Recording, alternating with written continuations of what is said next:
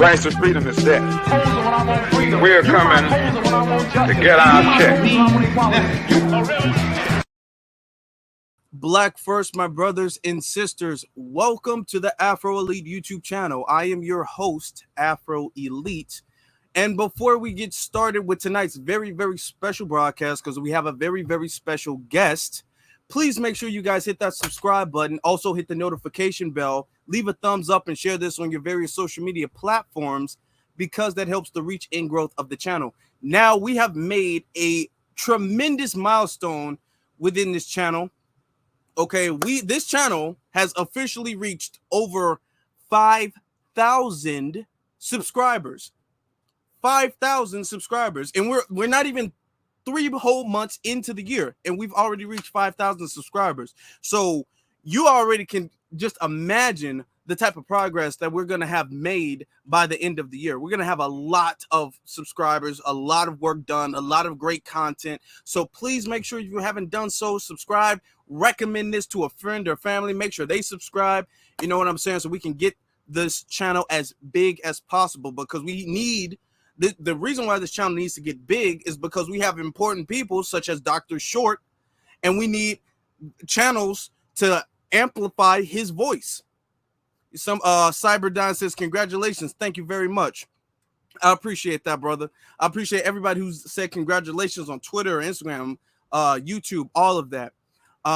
Without any further ado, we're gonna pick up on a conversation that we kind of left off on when we talked about the NAACP. We're gonna dive into some more things about Black leadership, but without any further ado, let me introduce you guys to our guest, Dr. Randy Short. Dr. Short, how are you doing this evening? Oh, I am blessed. And how are you in the Windy City? I'm good. I'm good, and I'm glad to have you. You guys see the banner thing? I think I did it. I thought it was gonna look, kind of cool. Trying to be more official for you all. Dr. Short, everybody loved what you had to say the last 2 times you were with us. Well, not everybody, but maybe your audience. Yeah, the audience did. Not everybody. Mm-hmm. People had a lot to say. People really love the fact that you're exposing and that you're so passionate and knowledgeable about the secrets within Black leadership, within the Boule, within certain fraternities, HBCUs, organizations, things that people of my time and of my generation have been lied to. We've been lied to about HBCUs, that being the ticket to success. You go to college, you get a degree, and you're going to be successful. You make sure, though, you join a club. You know what I'm saying? We were told to have reverence for Obama, Jesse Jackson, NAACP, and all Oprah and all of those people. Even though Oprah's not a politician, but you know what I'm saying. Oh, yes, she is a politician against Black men. She should be president of the nation of Black men haters. In fact, she'd be president for life. Yeah, she would. She'd have a whole statue with her body on it. Or a sex toy. Yeah. So, I would like to inform you, speaking of where we left off talking about the NAACP, mm-hmm. and Amos Brown, or Amos Brown is legal name, right? I don't mind you saying Amos, because that's how I feel about it. I agree. We talked about how he, being the president of that chapter of the NAACP, rejected the recommendation or the proposal for $5 million specifically going to FBA in San Francisco. Now, after that video, he came out with a statement kind of apologizing and trying to walk back what he said, saying that he doesn't oppose cash payments, but he wants cash payments and all these other, programs and benefits. And he should have been clear in saying that. In fact, he should have. He's on the damn commission. He's on the commission. Why didn't he do that from the onset? So he's being phony. He's boule.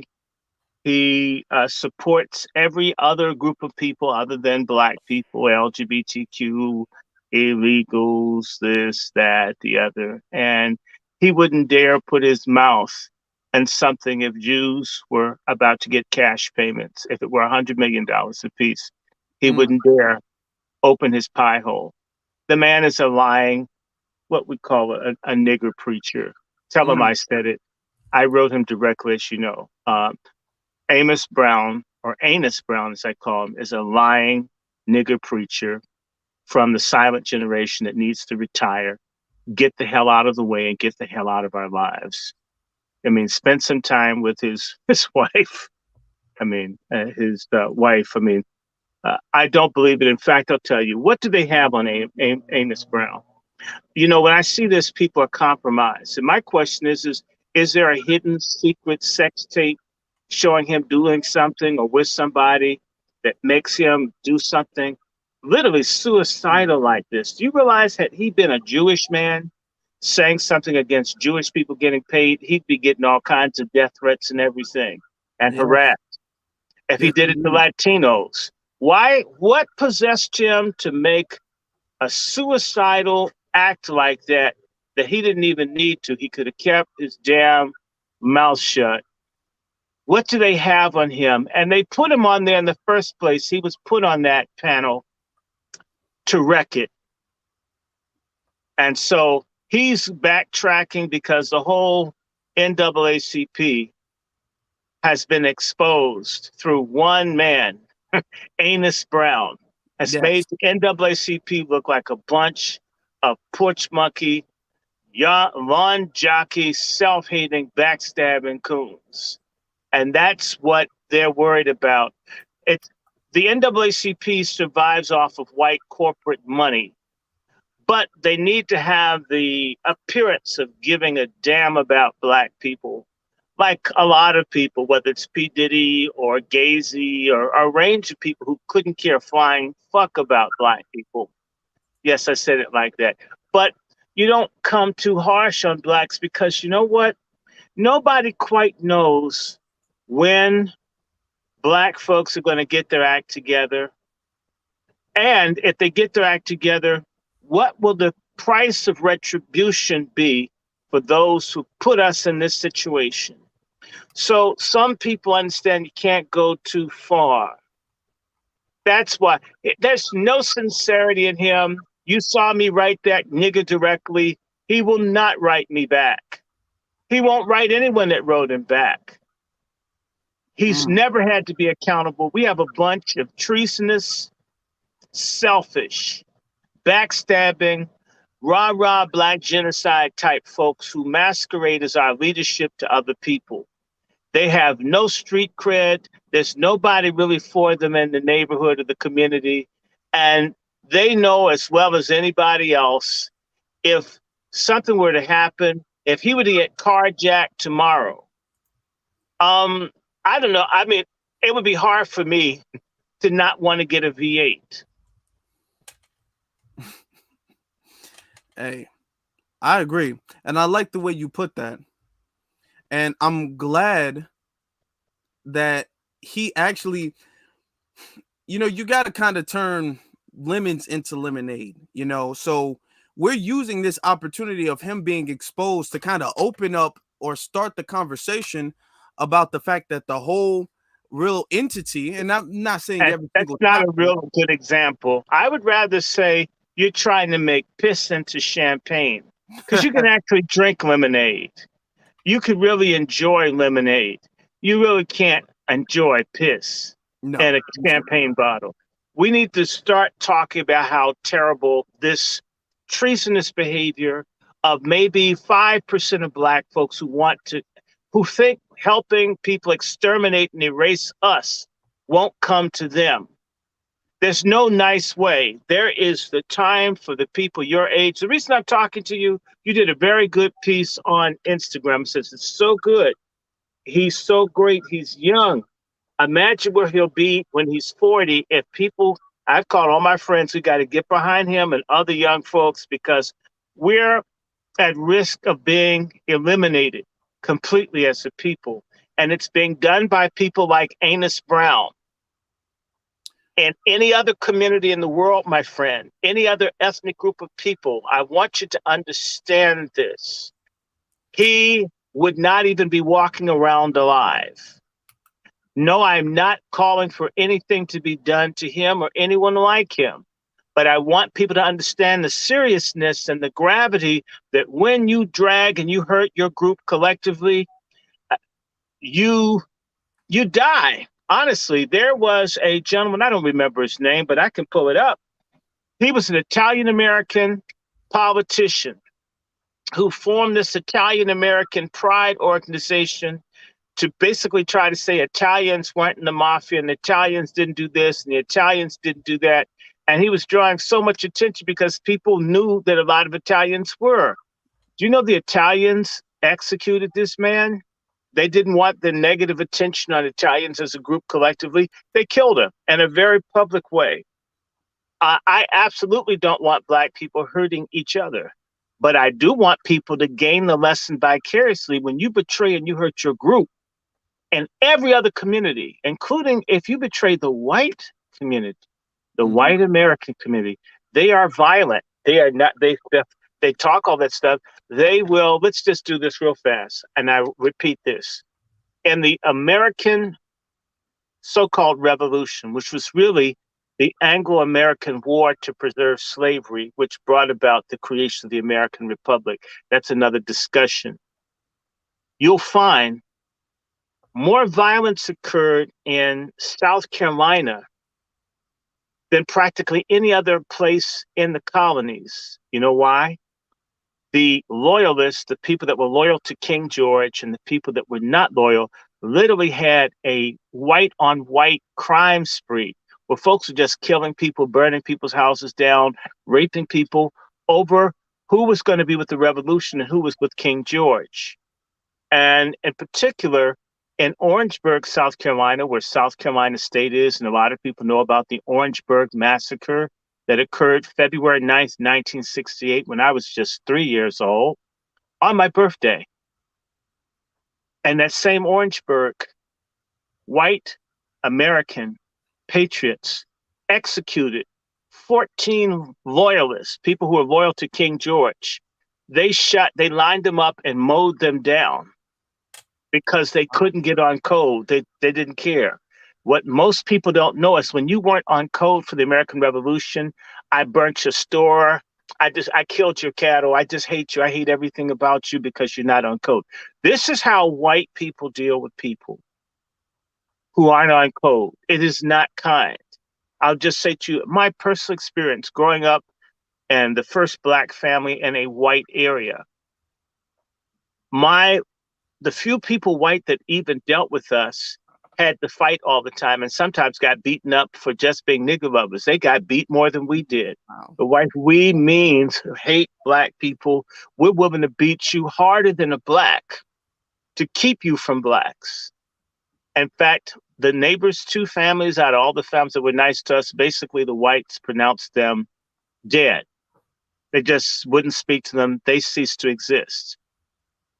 I watch this like, wow. I mean, they'd sometimes speak to us. We were subhuman niggas, but the white people who had refused to be on code, not only were they not forgiven, their kids were trained to attack the kids of the people whose parents were nigger lovers. Nobody could be forgiven. That's how you have social cohesion in a group. And the Black American community, if someone throws you a few pennies or a few crumbs to destroy another Black person for the pure fuck of it, sometimes no crumbs, maybe a pat on the ass or the hope of some interracial sex or something stupid that's not tangible, you can get a Black American to hurt another one without any conscience. Or they can do something like P. Diddy, who's destroyed your generation with all the filth and the sodomite, music to sodomite genocide that he's made, and others who've gotten rich off this filth. This isn't tolerated by other people. They will absolutely come for them. It's not accepted. We will always be hated We will always be weak. We will always be the wretched scum of the earth. As long as there are no rules, I don't have to respect the next person. If a black sociopathic killer kills 1 million people in the neighborhood, we don't notice it until a white cop shoots someone. As long as there's no consequence for betraying and dogging one's own group, we're permanently fucked up as a people. It's never going to change until you show someone. And I want to say something because they talk about this civil rights movement shit. I want to make this plain. The Montgomery bus boycott worked not just because it was nonviolent. That's what you've been told. There were people that would beat your ass if you got on the bus. Oh. Here we are out here walking because history. nonviolence is a tactic. It's a goddamn lie. People said, look, you had the Deacons for Defense. I'll give you the number. Maybe you can interview the son of one of the founders of the Deacons for Defense. Dr. King and them were marching in Mississippi. They had armed guards. What? Ostensibly to shoot white people that went too far. And they did have shooting, and it really did happen. There is a book, it's in my library, and this is one library here. I have my library, and then this is my dad's library. The book that people can pick up is We Will Shoot Back. The other book is Civil Rights, Nonviolence to Get You Killed. So all over the South, there were black people with guns. Reverend Fred Shuttlesworth of Birmingham, Alabama, for which the airport is now named, was a gun owner who would travel around with guns. When the civil rights workers were bombed on that Greyhound bus in Anniston, Alabama, you've seen all the flames coming out of the people. Reverend Shuttlesworth, with his guns and his friends with guns, came to pick the people up. Emmett Till, Dr. T.R.M. Howard, slept with 2 Tommy guns in his arms and had armed guards ready. Tommy guns are machine guns, prepared to shoot it out with white folks. We seem to forget that in the Civil War, my friend, 250,000 black men took up guns to shoot white people for freedom. And by the way, that number's too low. I was looking at my grandfather named John Lancaster. And John Lancaster served in the Civil War. John Lancaster served as a white man in the Civil War, fighting for black freedom. After the war, you know, during the war, because you got paid more money, you got paid an average of $3 a month more, $3 to $7 more than if you were black. He fought in the white army. I don't blame him. I mean, money matters, right? Yeah. But shooting and violence is very much a part of the struggle. Only coons, assholes, liars, and racists want you to give up your right to fight for your life and for that of your people. It's amazing. The United States has been at war every year of its existence, if you include its wars of it's called low intensity conflict. I think I sent you that thing on, yes, I sent you something on a man named Kitson, right? Sure. Didn't you see that? Mm-hmm. And yes. This gentleman, who's a British man who's still alive, he's 96 years old. He was the one that came up with the idea and the strategy to get black people to kill each other for whites to remain in control, which is used by our government. In fact, your city of Chicago is an experiment that Mr. Kitson's counter-gang strategy to get black people to murder each other is at play in your hometown. That's why I sent it to you. Mm. And so violence, the Pilgrims, it's not because they were handing out pumpkin pie. John Smith, and do you really think that Mr. Rolfe, who's with Pocahontas, if he's having sex with her when she's 12, don't you think that's rape? Yeah. I can't have sex with a 12-year-old. Maybe if I'm a Hollywood mogul with the small hat on, I could get away with it. But Violent, and I'm not here to preach violence. I preach nonviolence with self, as as Malcolm X did. Violence is always a part. Let me just say this to you, because most people get the civil rights movement wrong. The civil rights movement, first and foremost, was a tactic. It was a gimmick. It didn't really work. The things that worked most was when niggers rioted. White people responded more to people burning things down and destroying it than when you marched and was loving and hugging people. We've been hugging them, loving them, raising their children. That never freed anybody. What freed someone is, I'm going to go upside your head. What got black men the right to vote was that people impressed at how well black men fought and shot Confederate people. Yes, they did. That's what did it. And so let's stop playing games. In fact, that's part of the issue of why Spanish-speaking men are respected. They will fight, they'll go up against. In your city of Chicago, where black folk will shoot babies on a playground, will massacre, will shoot girlfriends, and just shoot people crazy. See the police, your own black brothers in Chicago, see a policeman throw the gun away and run. Latinos will shoot it out. If I pull out a gun, I'm going to die with the gun. I'm not advocating that, but that's basically more manly. We have a pussy-hearted culture, a lot of us. I could shoot another black person that doesn't even fight me. I see a cop, and then that cop could have killed everybody in the neighborhood, and he'll live 1 million years. But if there's somebody loving for Jesus, giving out bread to the hungry, the minute they go to get a cherry Coke at the corner store, their head gets shot off. We've got some really fucked up behavior as a people, and it plays out in how certain people interpret the civil rights movement. Let me be very clear. There was always violence in the civil rights movement. Let's go all the way back. What triggered the civil rights movement to go into an upsurge? One, it was warfare all over the world against white supremacy in Africa, Asia, and Latin America. Also, we need to be honest, there was violence all over America when black men, almost 1 million, served in the Second World War. People like Isaac Woodard, who knew about my grandmother, Irene Morgan's legal case that gave blacks the right to sit on the buses, had his eyes gouged out with the spoon in South Carolina. You had down in Douglas, I think it's Douglasville, Georgia, a pregnant woman, another woman, and another man. Two black families were massacred, and the baby was cut out and stomped. And the men had on U.S. Army uniforms. Wow. This happened all over the country. Do you know there was a massacre of blacks in Mississippi?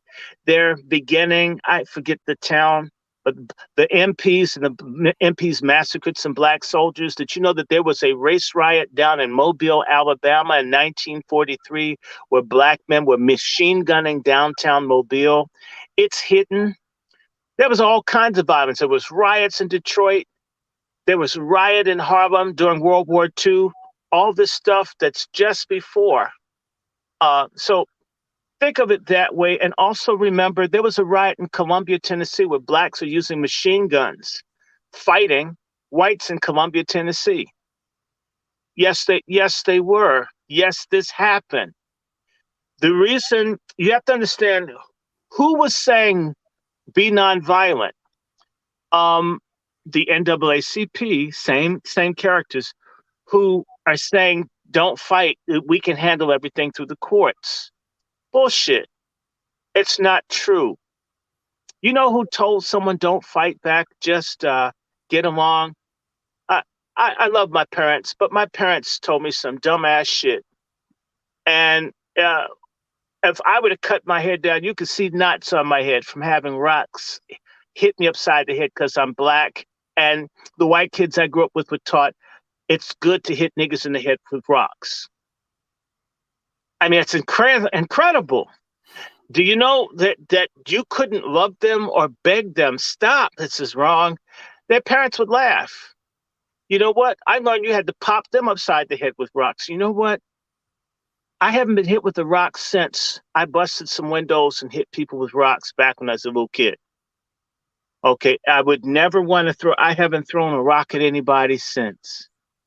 But back then, and my parents just run home, and they're running home, hit you with rocks. I mean, the same way my parents disarmed me because they were interested in us, having a good life, living with white people. You disarmed me to get my head busted. And you weren't going to go out and fight anyone because you wanted to live there. Do you get what I'm trying to say? We get lied to even by our own families. It's a damn lie. Everything's a fight. The Central Park High, when you need soldiers with bayonets and machine guns on a Jeep to get somebody's ass in school, what do you mean that's not violence? What do you mean it's not violence when you have to have U.S. soldiers desegregate the University of Alabama and the University of Georgia and Ole Miss? What do you mean? And there were riots. Forgive me. They talk about Birmingham and they ignore the fact that Birmingham had a riot after they bombed the little girls in the church. And everyone just, in fact, a lot of black people are liars. Older niggas lie. If you get in the genealogy, you'll learn that black people that are older constantly lie about everything, either because they're ashamed or whatever. Very few are honest. Let me just remind you, when they blew up those girls in that church, the police murdered 2 black boys. Black people in Birmingham had a riot in 1963. Normally, when you hear about riots, they talk about Watts, California. And that's bullshit. That's 65. Are you hearing me? Yeah, I You heard had you. blacks in New Jersey. It's either Plainfield or Patterson or one of those cities. Forgive me for not remembering. In 1964, black folks stole close to 100 military grade rifles from an armory.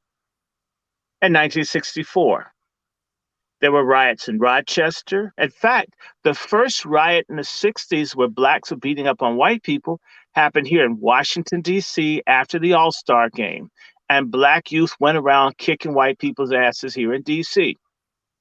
Washington, D.C. became the first major city of any of this size to have a black majority. The white folks got out of town. What made it Chocolate City was the asses they kicked at RFK Stadium. Are you understanding me? It wasn't that it's always been a fight. You had fights when you desegregated schools. You had fights in the unions. Everything's a fight. I mean, and the NAACP in particular. Robert Williams, the head of the Monroe, North Carolina NAACP, created almost a private army to resist white terror. In fact, when SNCC and the SNCC and the Southern Nonviolent Coordinating Committee went down to Monroe, North Carolina, they were protected by armed people. When you see those folks, you're looking at news footage that was staged.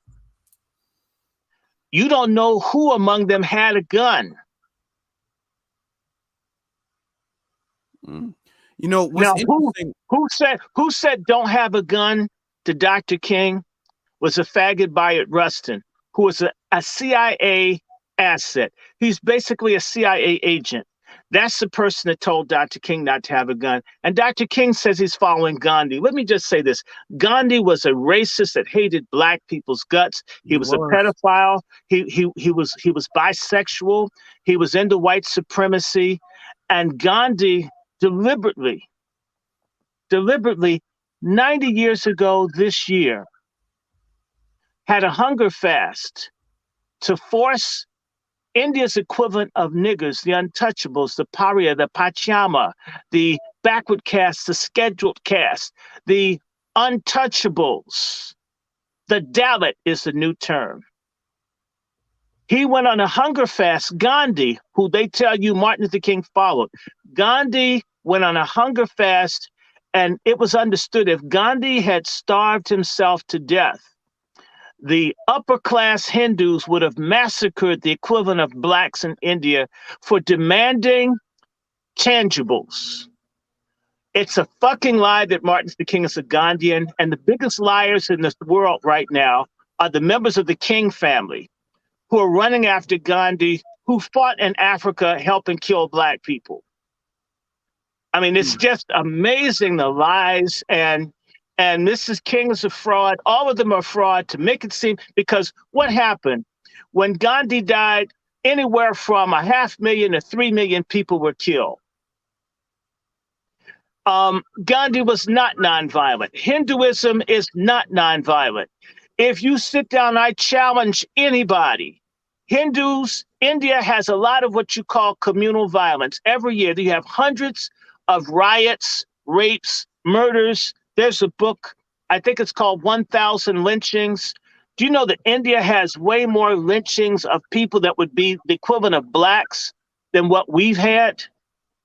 So we're going to India, where they have a caste system where people are seen as subhuman for thousands of years. That's going to be where we get nonviolent struggle from? That's obscene. And all the people that talk about it are deviants. That includes Reverend Lawson, who was a pastor of Holman United Methodist Church that got Dr. King down for the trash men. I remember when he and I had a phone conversation, and he told me he questioned his own sexuality when he was holding his own son. Because Wow.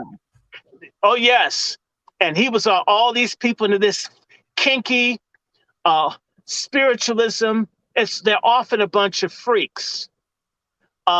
Wherever you find anyone that wants to get into where we don't want to have absolutes of male and female and right and wrong, there's always some freakiness there. There's something nasty that they want to do that they don't have the freedom to do in a Protestant, typically Protestant Black American culture.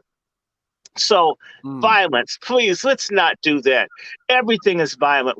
We're violent people with each other. Our problem is we're not violent with others. Yes. You know what's interesting? I was going to use this example when you were talking about how other groups of people deal with their traitors. A couple years ago, when the Trump supporters invaded the Capitol, they murdered, I think, 1 or 2 maybe police officers. Now, that's very interesting coming from them because nobody was murdered. That is trumped up. I live here in D.C. In fact, in the very near future, I'll probably be visiting the D.C. jail. I wouldn't use that example because the truth of it has been hidden. I just want to say to you that there's a very wicked woman by the name of Debbie Wasserman Schultz, and yes, she's Jewish. She's in charge of the Capitol Hill Police. My father, let me see.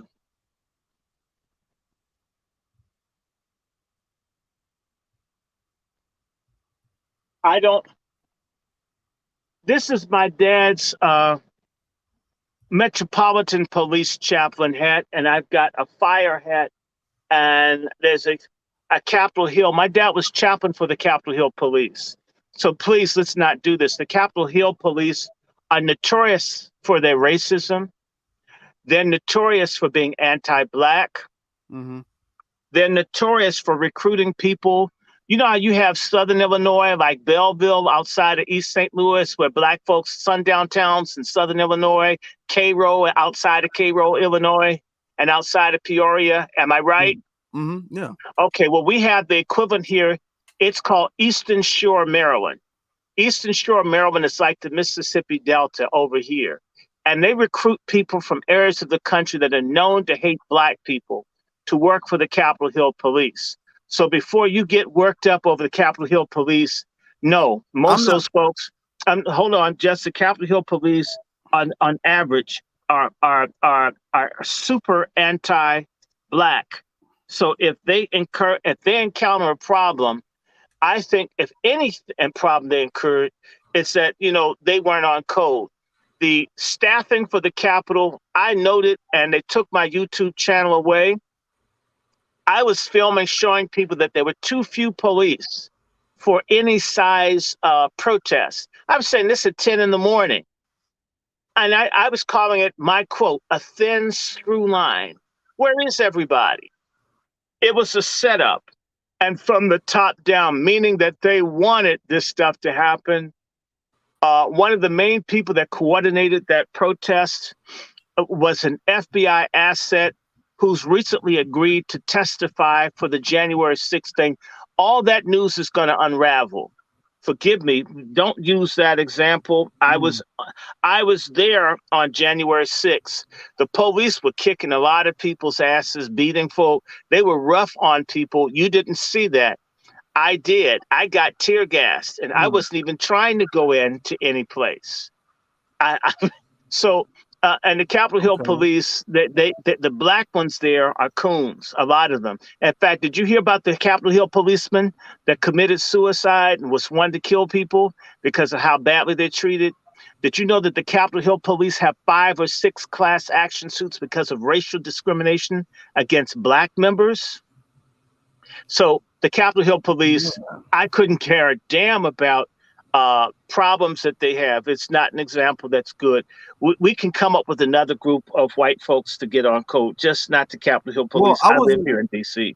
I wasn't saying, well, yeah, I wasn't imputing anything to you. Just, fuck them. Come up with another example. Okay, please. Okay, I'll use another example. We can talk about Kyle Rittenhouse. Yes. You know how Kyle Rittenhouse, he went down there, then Kyle Rittenhouse had a history of anti-blackness and racism. Yes. And he went down there and he killed white people. And white people backed him up because those white people got were in nigger his lovers. Nigger lovers. Got in his way. So nigger lovers. Nigger lovers. Exactly. Yeah, nigger lovers deserve. I learned this. I've had a friend of mine beaten to the pavement for being a nigger lover. I still can't process that kind of hate for another white person, and all they were doing was not being mean to someone black, and that was just so unacceptable to that person. Needed to get stomped out. In fact, my teacher basically was happy. A white woman was enjoying the fact that this boy was stomping and kicking another boy for not hating black people. Oh, wow. And it's like, wow. I just don't hate people like that. But I came up with some folk who really would like all of us to be like a human bearskin rug or a slip cover. I don't understand it, but I accept that that's how it is. Yes. I saw something, and I would like to ask you a question about this. Now, we know foundational Black Americans, of course, we built this country, and we are the ones who really started, even if it wasn't us doing it voluntarily, but us being here started a lot of the banks such as Chase and Wells Fargo and all of these other corporations that benefit white society. So I've talked about. Let me help you so you can get there, and you'll really like this. Okay. You know where the word bank comes from? No, I'm not sure. No, I don't. Okay. The word bank comes from the word in Italian bancare. Bancare is a place on the river where certain sorts of traders, even people who traded in slaves or commodities, would be the bankers. These are the people who did trading. So once you understand that the Black people were the capital, stocks, stockades, bonds, bondsmen, the whole economics, everything about trading, everything is us. Everything, credit, the insurance of the ships to bring people over, everything is Black. Okay, the same way white supremacists tell you everything is white, including bowel movement and the clouds in the sky are white. When it comes down to the reality of what's profitable in this country, everything is Black. We don't care. We're Black. We know so. We say so. And we don't give a damn who disagrees with us. Okay. Keep going. Well, okay. Thank you for that. Everybody sent. I will give a shout out to everybody who sent the super chat later on. But I had, like last year, I had talked about how, exposing some of the racism of Wells Fargo. And what I found interesting is recently we were talking about the NAACP, and I saw this on my Twitter. Shout out to our brother Raheem Shabazz, and he exposed the fact 50 million. Yes, I saw that. You know what that's about, don't you? I'm not sure. I wanted to see Oh, if you had any I have information. several reasons for why I know that happened. First and Mhm. foremost, if you look at the 2020 annual report of the NAACP, you'll find that the NAACP received less than $20 million in corporate donations in 2020. So Okay. you'll understand that $50 million from just one donor Okay. is 2.5 times what the NAACP collected as a total from corporations. And in fact, $50 million is almost double the total operating revenue that the NAACP had, which was about just under $32 million in 2020. Okay. When people give money like that, it is for a reason. So, what are some of the things that that the Wells Fargo has done? Wells Fargo gave blacks a lot of subprime loans. Wells Fargo also has been involved in all kinds of unfair hiring practices towards Yes. blacks. They're systematically replacing black women with Latinos for all the stupid ass black women that are into people of color and intersectionality. You dumb assholes. Stop it. Stop it. Stop being a dumbass traitor hole. And no, there's no nice way to talk to you. We've been going through this for 60 years. Yeah, And you gotta. obviously, when we're nice and we're patient, you don't hear us. So it's sort of like the video I saw the other day that was actually quite relaxing. It was a Russian man and a Russian woman in a bar somewhere, and the Russian woman was cussing and screaming at the Russian man. And her cussing and screaming and yelling at him didn't satisfy her. So she went over to the man and she hit him in his face. And unlike the typical Black American thing, the Russian man decked that broad and she hit the deck. Oh wow. Pop. And no police came in, nobody screaming about domestic violence. Um, don't hit if you don't want to get hit back. That needs to become part of our culture. Nobody has the right to put their hands on anyone. That includes women. If a woman hits a man, she's basically asked for someone to knock her the hell out. We need to stop putting our hands on each other. We need to respect one another. Now back to what I was saying. Wells Fargo also steals and does stuff with people's accounts. They do it all the time. Let me tell you, I had a Wells Fargo account. It got overdrawn. Do you know they took the money from my mother's account? They stole her money when Oh I wow. owed them. Yes, they do all kinds of stuff. But let me share with you what I think they're going to do. One, Kamala Harris never did anything to help people who are screwed over for loans and other unfair lending policies of Wells Fargo when she was Attorney General in California. Kamala Harris is corrupt as well as she is immoral. In fact, you know her favorite football team, right? The one Uh, she always roots for, her college football team. no, I'm not. I'm not sure. Okay, you heard of them, the Trojans. Anyway, um, the Wells Fargo, I believe it's in trouble. There are over 200 banks in this country that are in trouble. I believe that this money has been given to the NAACP to buy their silence. So when Wells Fargo steals the deposits of Black people who are their clients, nobody in Black leadership is going to say anything when Black people's money gets stolen. So Mm. all of you that are about to be fucked with the Wells Fargo account, you heard it here first on Afro Elite. Beware. It's in bad shape, Wells Fargo. My mother, she swears by them. I've been telling her they're motherfuckers for years. But you know, my mother's a boomer. You know, they think everything's cool because they talk to the banker. These people don't care a fuck about her or me. That's just how it is. So I believe, see, is there a precedent for why Dr. Short, with all his foul language, thank you very much. The NAACP received $14 million in 2021. No, 2001, forgive me. Remember, the election was stolen supposedly by Herbert Walker Bush, you know, W. Bush. I remember that it was a lot Okay, of they allegations. suppressed black votes in Virginia, South Carolina, Florida, and Gore. Who wasn't that cool anyway? I was working at his house during the controversy about the election. Believe it or not, real talk, I was there. And I was. Let me tell you something. The NAACP under Kwesi Nkrumah, who was president of the NAACP, 22 years ago, the NAACP received $14 million. And then all of a sudden, the NAACP didn't say shit about Al Gore losing or black people being systematically disfranchised from voting across the South. Mm.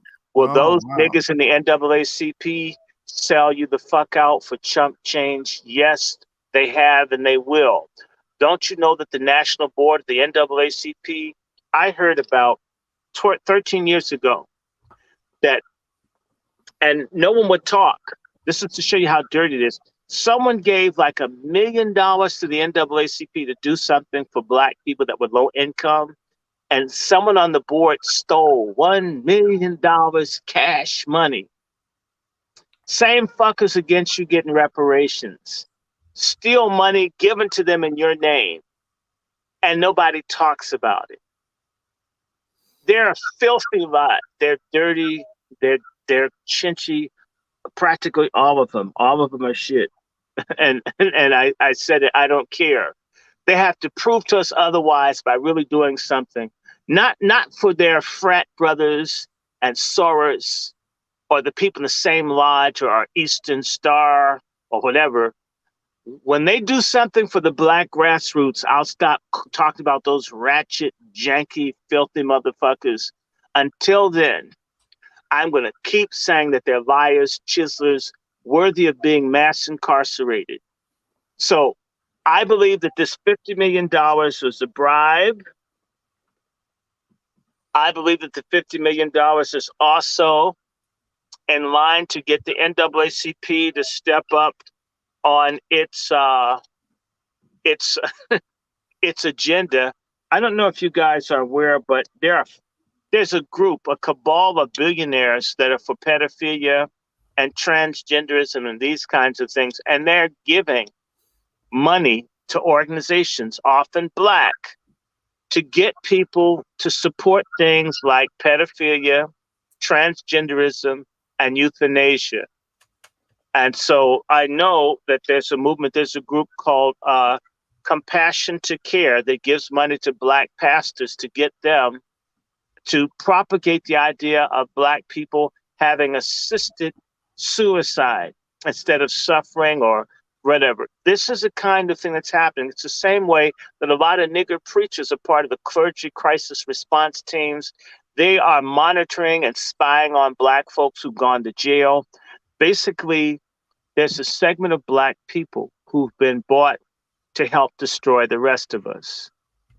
The same way black folks work in the abortion clinics, the same way every single solitary, no good black Democratic whore that's in government gets money from Emily's List. They have to support transgenderism. They have to support pedophilia. They have to support abortion. They have to support eugenics. They have to support LGBTQIAP. Believe it or not, this is how you get money. So what they've learned is that the lives of black people can be sold cheaply by this people like the NAACP. And this is basically nothing but a remake. Y'all talk about how you're mad at Africans for selling us with shit. In this Africa you're in now, you're being sold the same way. Wow.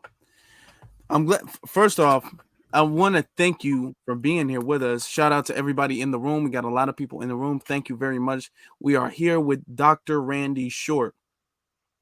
And he's breaking down a lot about not just black leaders, but specifically about the NAACP and how they're bought off. Dumb. Yeah, they're rats. They're scum out of a rat's ass. Every one of them. If people don't like it, then fucking quit. That's the thing I hate about black folks. They always think they can be in between, and yet you don't like bisexuality. I don't get it. You don't understand a bisexual, but politically you're bisexual. You're for white supremacy and black freedom at the same time. Or you're for womanhood and you're for lesbian feminism at the same time, ladies. I mean, what the fuck? You're for life, but you're pro-abortion. You're for the black community, but you support our erasure through intersectionality with illegals. The Bible says a double-minded person's unstable in all their ways. We're some double-minded ass people. The NAACP is a organization that benefits primarily um, atheistic Jews, liberal Reform Jews, and they're the ones that get the most out of it. In fact, the most powerful person on the national board of the NAACP, the National Association for the Assassination of Black People, is, if he's still there, Rabbi Saperstein from the Center for American Progress. He is an advocate for all kinds of sexual liberation type things. When I say liberation, translate that to mean something more deviant, okay? And people need to understand that the NAACP has already moved in the direction of supporting pedophilia, non-binary. If you look at what happened with Dwayne Wade and Gabriel Union, that they gave them an award for being great Black parents because they're going to cut that boy's dick off and tell him he's a girl.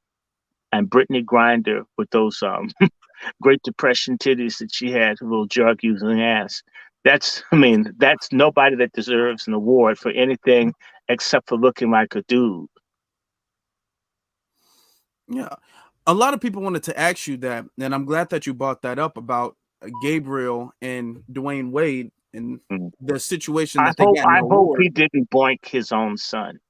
I have feelings like, did he screw his own son, or did he let someone boink his son? I mean, what kind of father does this all giddy about his son getting his ass blown out? It's just very hard for me. And then you're going to get him a fake pussy. Yeah. Yes. Now, what we're saying, we're not trying to slander, but we're saying that the actions I'm of asking. I didn't slander. that's why can't we ask? Whoever said that is an asshole. Who wants to get your penis cut off at 12? How did you get those thoughts in your head? exactly. You mean your parents are taking you all over the world to gay events when you're 10? Exactly. Whoever said that's immoral, we need to start kicking people in the ass about this. Now, and your opinion doesn't count. That's a damn boy. I mean, and that father's responsible. I blame Dwayne Wade. If Dwayne Wade didn't want to be the father, why not let the mother have him? You're holding the boy that the mother wants. Are you going to mutilate the boy to hurt the mother? It's sick. If it's a female, you're a sick ass broad if you think that that's okay. And if you're a man, it's because you want to screw him once he gets on the block. It's either one thing or the other. There's no way that this is right. And in other countries, again, people that do this get their asses killed. You're supposed to leave kids alone. That boy should have been able to at least get to 15 and 16 to decide whether he want to get boinked in the behind to do blowjobs or boink someone else. But it seems like they've been pushing this on this boy since he's a child. That's not normal. I'm saying that with a whole bunch. I know at least a good 100+ people who died from AIDS. My mother's a counselor for folks who are LGBTQ. And I've seen so many people who got raped and molested, and it's a big lie they were born that way. Somebody boinked you, an uncle, or aunt. Somebody took someone did something to that child that misguided them. More often than not, we have a pedophilia epidemic in our country. Boys get raped as often as girls, and no one talks about it. I'm sick of the lies. And I'm disgusted that the NAACP, the Southern Christian Misleadership Conference, the National Asshole Network, and the National Congress of Nigger Churches, all of these people are coming, siding with this stuff instead of giving people relief. We act as if we didn't see people die by the thousands of AIDS. People act like they didn't notice this hunky that you guys like named Biden. They're no longer going to allow you to get AIDS medication through government coverage. In other words, they don't have to give it to you. So those drugs that maybe you could get for $5, what if it cost you $5,000 a year to get particular medicine to keep the viruses from eating your ass up? This is happening in real time. How many of you are going to see people die with your stupid so-called open-minded opinions? It's fucked up. In fact, it's satanic. I fully agree with you. I fully agree. And I've said this before. I've said this years ago. People are not naturally born that way. That's not something anybody is naturally born. That goes against science. Okay. To be naturally born that way. Something happens and the person does not process their trauma correctly and they They don't get develop help. those We feelings. pretend it doesn't happen. In particular, at least if a girl gets taken, she can say she got raped. She might be able to get help. The young black male, basically, I've heard people blame a child for getting molested. If he was strong, he should have fought back. He was a punk. He let that happen. 4 years old, he should have fought back. I've heard people talk like this and cast the stigma on a molested boy. Basically, they say, well, I must be gay. Shit. I mean, everybody says it. Literally, in my back alley, I've watched a grandmother shout down to a 3-year-old boy that he was gay. A grandmother telling the boy at 3 he was gay. A lot of these boys are destroyed by the women that hate the fathers of these boys. Oh, yeah, there's some vicious ass, batshit crazy, pathological moms out here who hate the male father and therefore to hurt the father, destroy the boy. That's a big part of it. There are a lot of women out here that molest girls too. It's a lot. There's a lot of molestation going on. A lot. Molestation, molestation, molestation. It's a lot. Yes. And the thing is that this is a problem that's not going away. It's actually getting a lot worse because now, at least in the past, it used to be a secret. Now it's becoming a more openly thing. When you come, and I say this, Molestation is a part of American history. I beg the difference. That's what happened to slaves. People screwed kids. They bought kids by the pound, like you get hamburger. Do you really think they didn't screw the kids? Sure they did. They started getting black girls pregnant at 10 in slavery. That's part of what happened in slavery is all this horrible, nasty, filthy, Luciferian sex shit that we should want to be free of instead of calling it equality and rights and change. And so anybody pushing this is trying to make us slaves. If you want to destroy a people, destroy their morals. That's what slavery. Look, I got this slave Bible right here.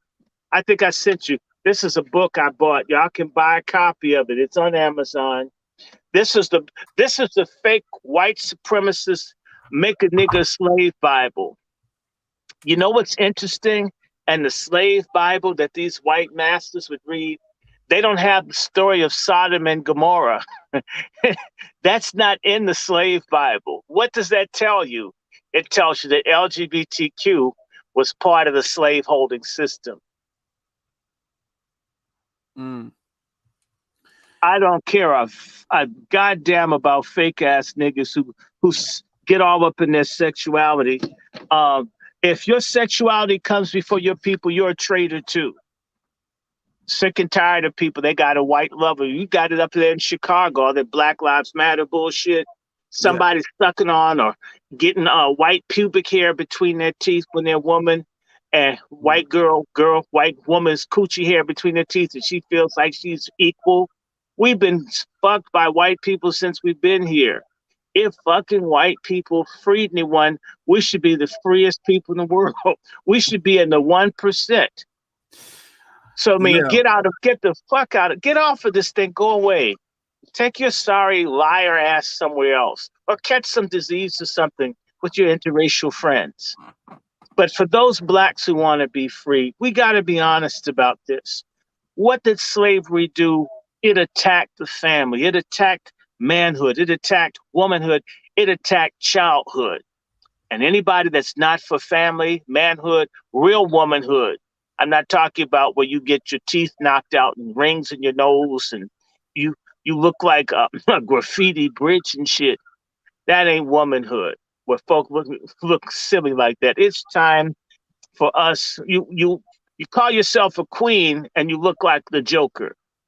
You Be know, This is part. And by the way, the NAACP supports the gay agenda. It supports the pedophile agenda quietly. Sure, it does. Yes, it does.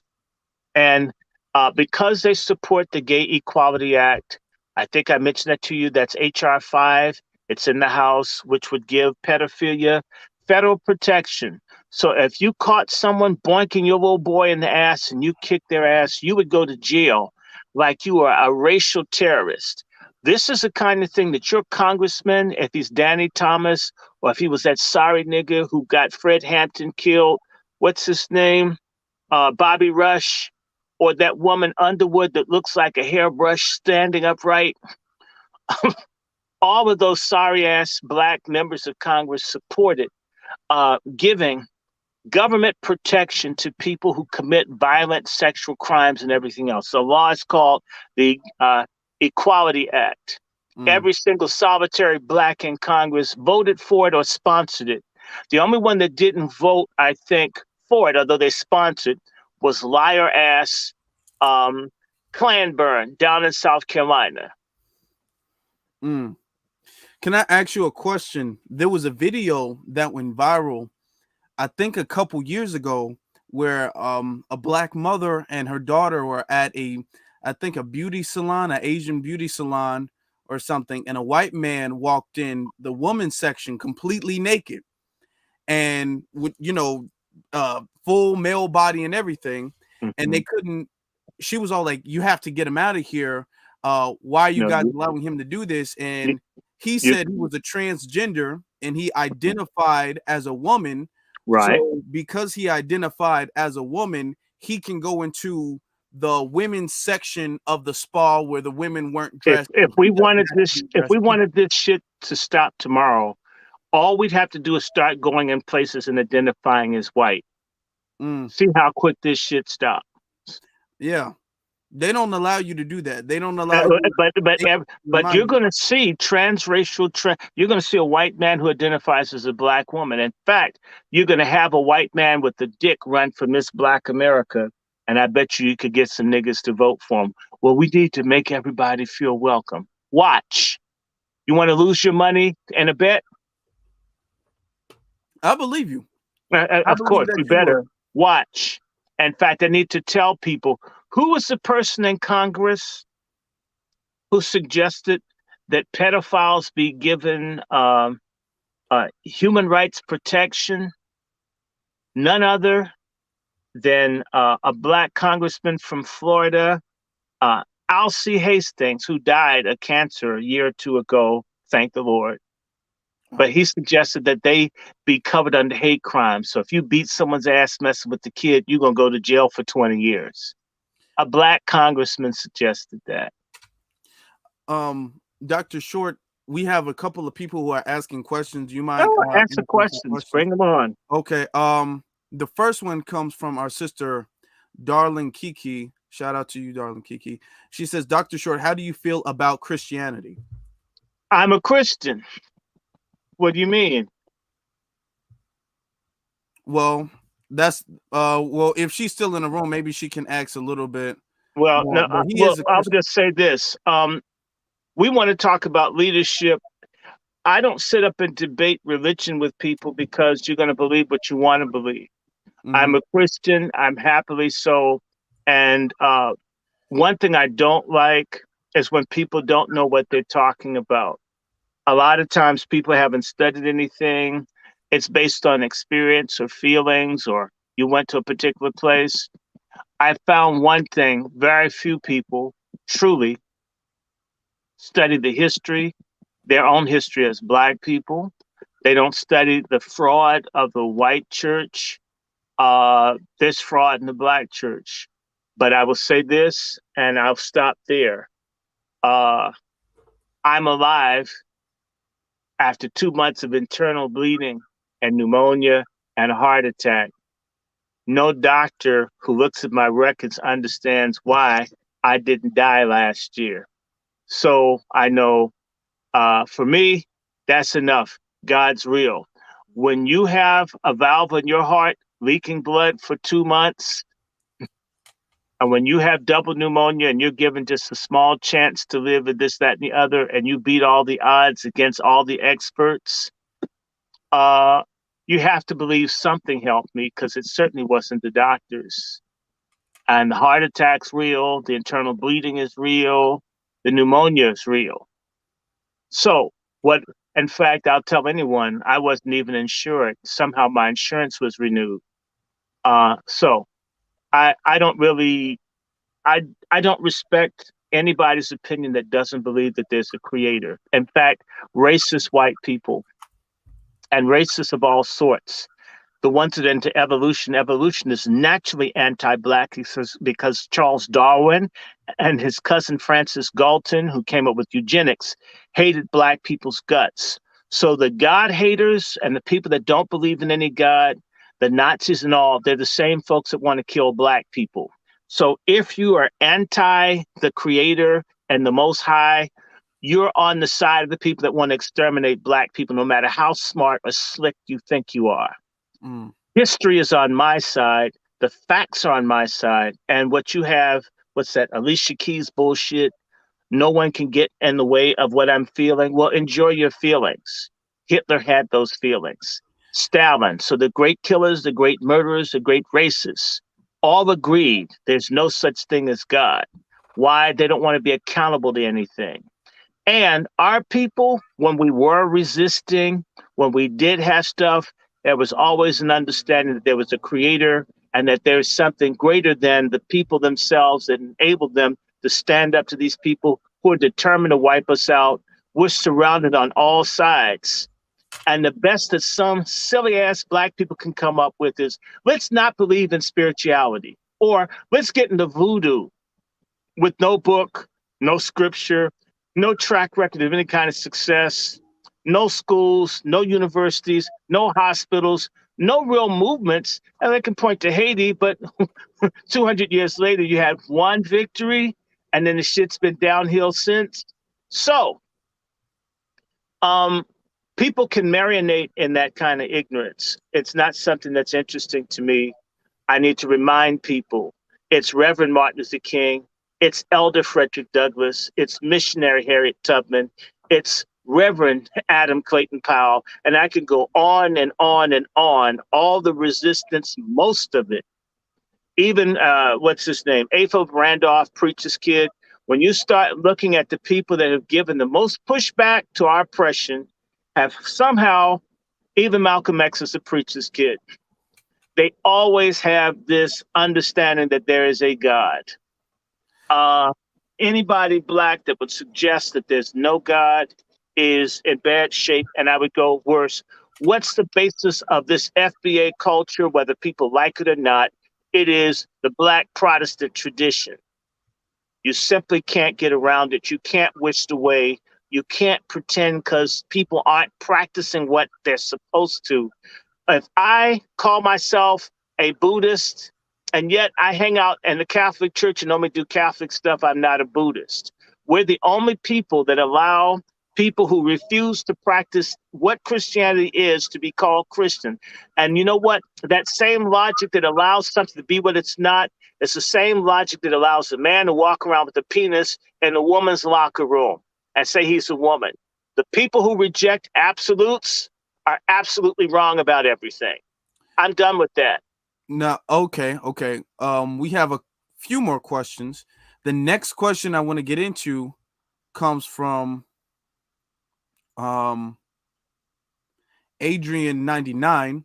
He asks Dr. Randy what he knows about Cynthia G. So I'm gonna ask, do you know of someone named Cynthia G? When you start talking about some, I don't know. Okay. In fact, I thought we were going to talk about black leadership. Yeah, we are. So somebody that's a little bit Yeah, we're not doing stars and celebrities. yeah. That's a big problem. They're not leaders, and in reality, they're not relevant. Well, yeah, you heard it. He says he's not relevant. So someone asks, and this question came up yesterday, and I think it might be interesting. He says, Dr. Randy Short, can you explain in more detail your disdain for the HBCU administration? So It's real simple. Yes. There's a very good book, if you can get your hands on it, by Spivey, called Schooling for the New Slavery. Schooling for the New Slavery. Get a copy. Now, I explained it the other day, but I'll go through it very quickly. The HBCUs do not exist solely for the advancement of Black people. The HBCUs exist for Black people to provide or create compliant mid-level management Blacks to hold down the rest of us. If you look at any historically Black college or university, there's certain things that they do not do. And they're not going to. They run after white money and white dollars. The curriculum is white for the most part. You might get a teacher or a department where people are truly doing what they can to help Black people, but they have to struggle. The HBCUs, a lot of them are notoriously corrupt. They're under the control of the Boulay and the Masons and Eastern Star. So you have Black people in it. But as I can say, wow, I'm thinking about Bowie University. I can just take that one.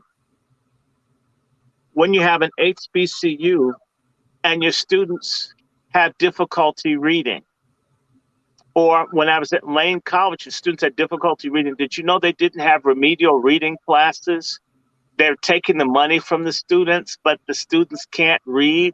So the way they get around students reading is to demand that teachers pass students that can't read.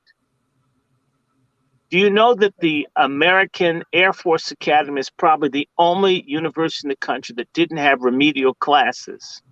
Harvard had remedial classes, Yale, but certain HBCUs, I don't know, who are they trying to impress? You take students who couldn't go anywhere else, and yet you don't have enrichment for them.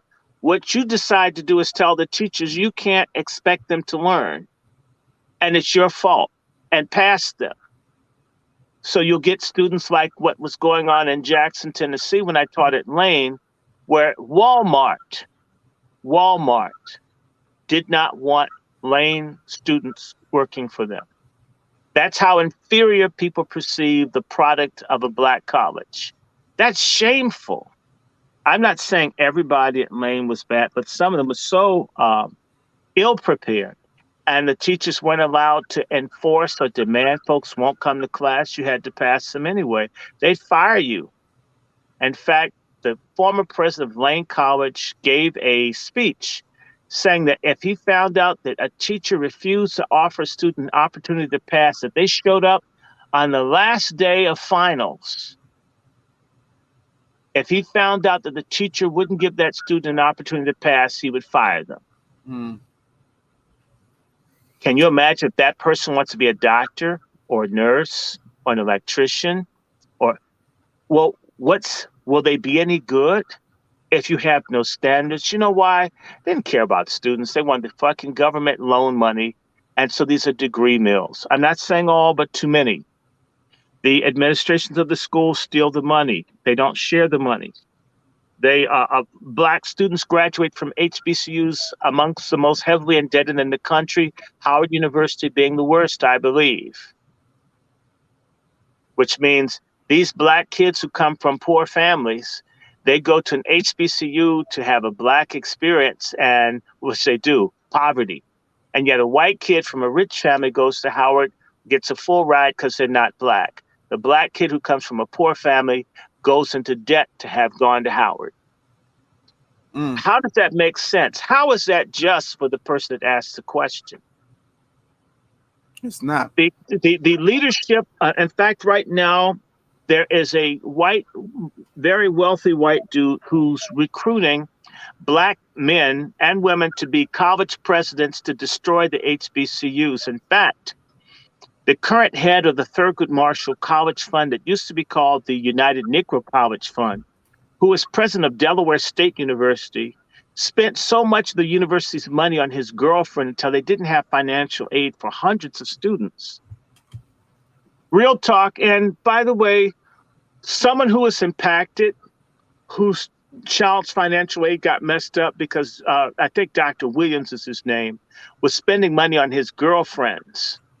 they may have been underage, by the way, is Minister Akbar of the Nation of Islam, the number 2 person in the Nation of Islam.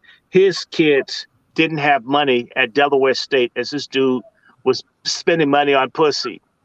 In 2018, Howard University's financial aid department had a scandal because one young gay man got $500,000 in financial aid. Wow. And other students were starving, homeless, living in cars, eating out of dumpsters. I guess because they're straight, they don't need money to go to school. This is a kind of obscenity. And by the way, none of those bastards will dare counter me. What they'll want you to do is, well, he hates HBCUs. Bullshit. I grew up on an HBCU. I lived 1 mile from Howard's campus. I lived on Howard's campus for 6 years. I grew up on Howard's campus. I've been around Howard University since 1969. My dad worked for Howard. My mother worked at Howard. My brother went to Howard. I was on the board of trustees at Howard and student government at Howard. Got my undergraduate from Howard. My girlfriend, whose mother died yesterday, went to Howard. I mean, Howard up the ass. But I'm for real about Howard. I'm for real. In 2015, Howard's medical school had a starting class, and they didn't have one damn black male in it. At a major black med school, no black men were qualified. This is the kind of bullshit. These niggas have psychosis and schizophrenia and delusions of grandeur. They're sick. They want to simulate. They want to be white. I can tell you one of my favorite self-hating Negro moments at Howard.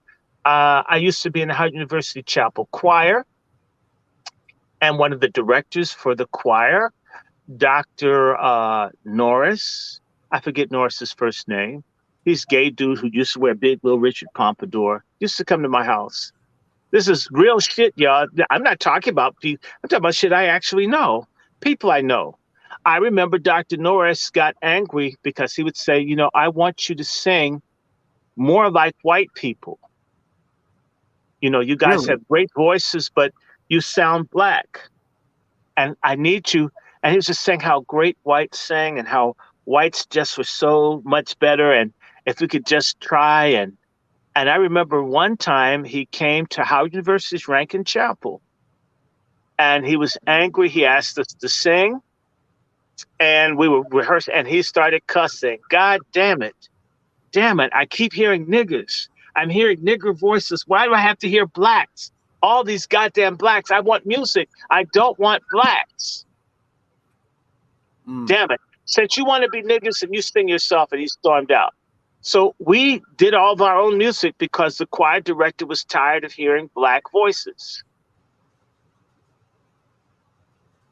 There's a culture of self-hatred in these institutions that comes from the leadership, not necessarily from the students or all of the faculty.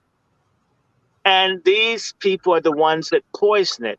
As the Russians say, the fish rots from the head. The same people that are in the NAACP are the same people that run the HBCUs. It's the boule.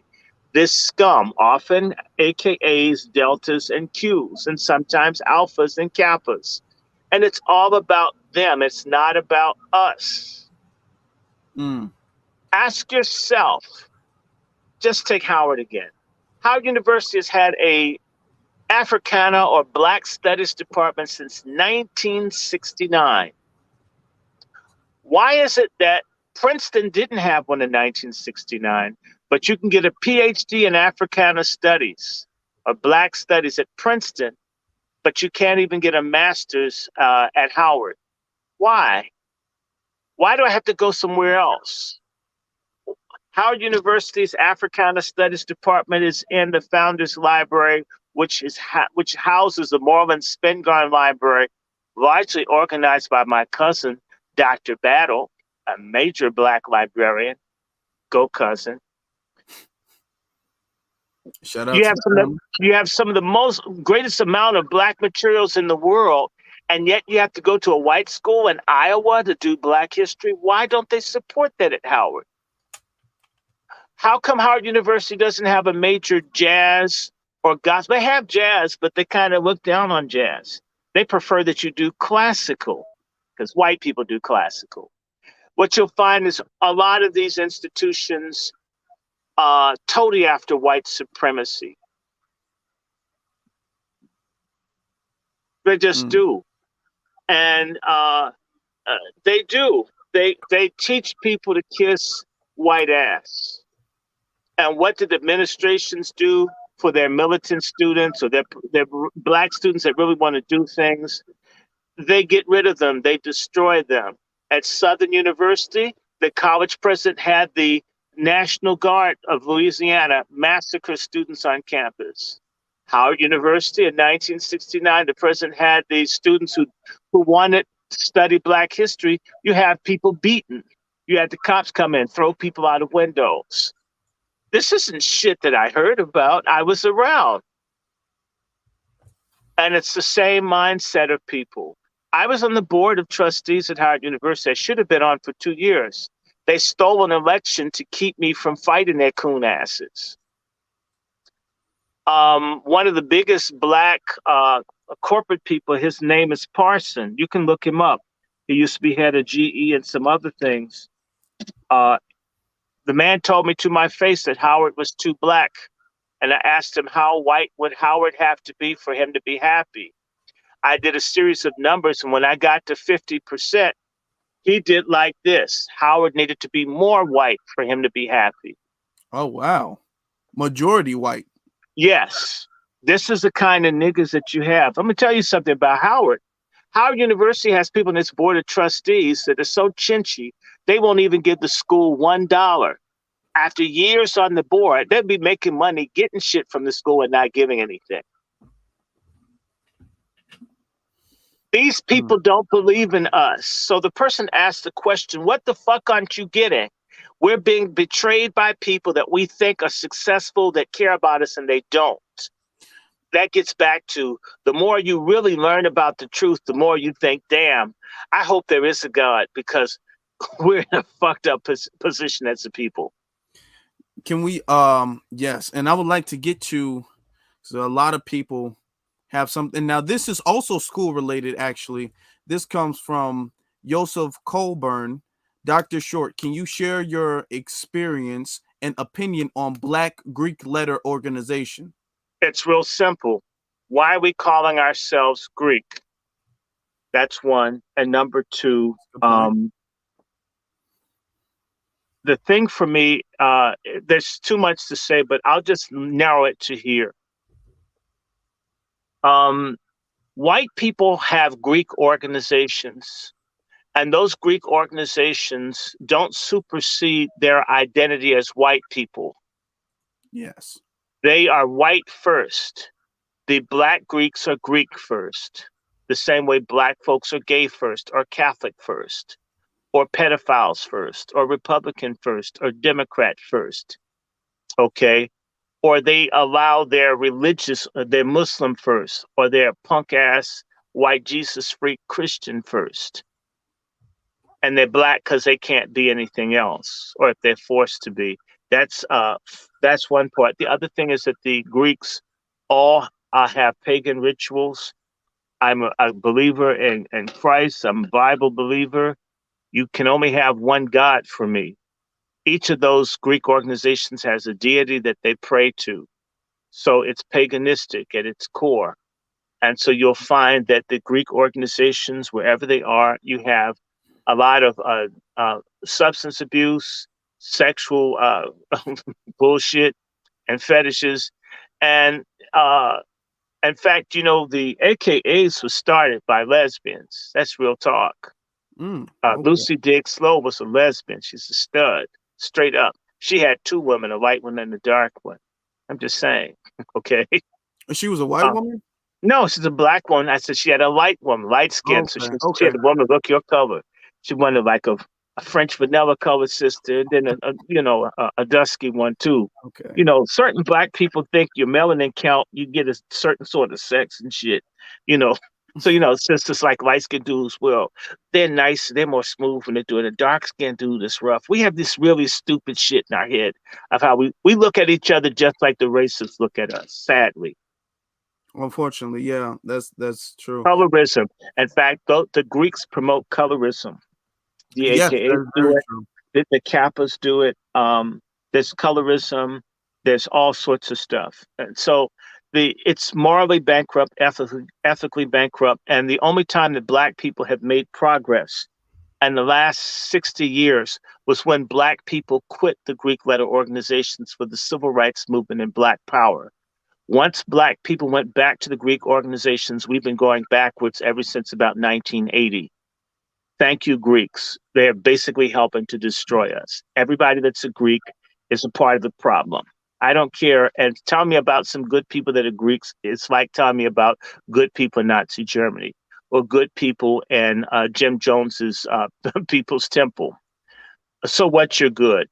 That's like telling me a good blood and a good Crip and a good gangster. And that's like telling me about the pushers that hand out turkeys and shit. It needs to be good all around.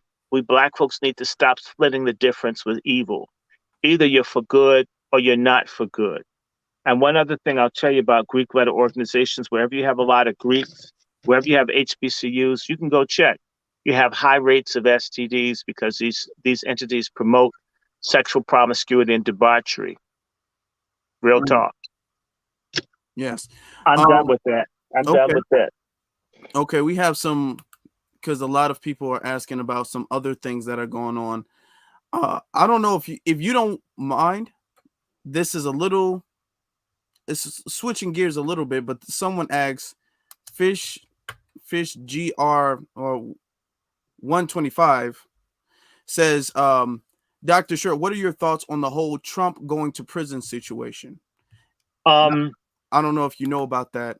If they do lock Trump up, that's I don't think they're going to lock him up, but if they arrest him, it's going to be well, Black people stand to benefit greatly because white folks are going to go to blows with each other. That's one.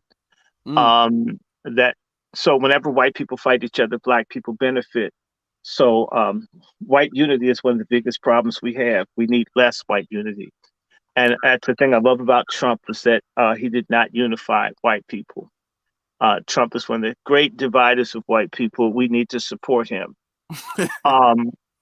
If Trump is arrested, his supporters will go postal. All kinds of stuff, dirt that we would have never heard, like the COVID shots attack Black men's testicles and stuff like. You're going to be amazed at what white folks are sitting on top of that they've been holding, that they're going to let out when they get mad. You're going to see cops do stuff. You're going to find. I mean, America's going to have a civil war at some point. It's unavoidable. The biggest problem is that Black folks are going to get decimated because we don't have a plan. So we're going to get hurt the most because we're doing stupid stuff. The other thing about Trump being arrested or whatever, and I have to say this again, and I don't care how it's taken. I'd rather say it now than no one say it. Black women, I warn folks, Black women need to avoid becoming the face of resistance or opposition to Trump.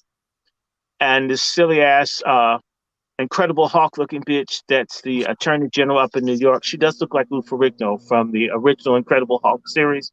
She does, except it's green. If you'd have put a weave on him, it would look like James. And it's a Black woman in Georgia. These dumbass Black women think that they can get white pinches on their nipples attacking everything Trump related. And when the white masses come after these Black women, these white folks are going to leave their asses hung out to dry. And I believe that there will be mass retaliation against Black women collectively by whites who see Black women as the face of why their hero and populist messiah is catching so much hell, is that Black women willfully and willingly keep putting their fucking mouths and shit in white people's fight. And I'm going to tell you something. Black men don't have enough guns, numbers, or unity to pull their damn chestnuts out of the fire. And it would be questionable for a broad like James, who celebrates killing her Black male baby inside of her. And she likes drag queen shows. And she likes illegals and all this. To me, if white folk went after her ass, I would sit out on that one. In fact, if they went after every Black woman like that, I mean, it's payback for 60 years of treachery of black feminists against black people, against real black womanhood, against the black family, against the black unborn, against the black nation. Can women be traitors? Yes. Having a pussy does not make you a freedom fighter. That's true. It's what you do with your pussy that makes you a freedom fighter. Okay, so you're sleeping with the enemy, and then when you get into trouble, black men who ain't shit that nobody should want, supposed to risk their lives to save you. Bullshit. No. So the black women who are so deep into this democratic shit that they get masturbated and lied to whenever they do the news, and black women voters, Latinas and white women, no other group of women tolerate that kind of deliberate division of them from their men like our sisters do. And so when this thing happens tomorrow, this is the last day on this earth that I'll be living, that black women will be treated like a separate race from black men. If anything happens to Trump, if he gets locked up, white folk, I know them, they're going to collectively blame all black women. So all the ones that think they don't need I don't need, all the ones with that stupid ass energy, you're going to need a black man because you can't fight them as well. And it's coming. So to me, that's going to be, like the lunar landing for black unity. Whole bunch of sisters are going to find out. They're going to catch hell from white women on the job and all this stuff. It's kind of cool. We're going to all be niggas together again. No longer would there be a black male race and a separate black female race. We're going to be all niggas together. So bring it on. If they arrest Trump and lock him up for even 1 minute, the white masses are going to blame, they're going to blame black folk, but they in particular going to blame this broad. And they're looking at people like Lori Lightfoot and Keisha Lance Bottoms. A lot of these black women are doing really stupid shit. And nobody calls them out because the powers that be know that they're using black women, weaponized black women to wreck black people.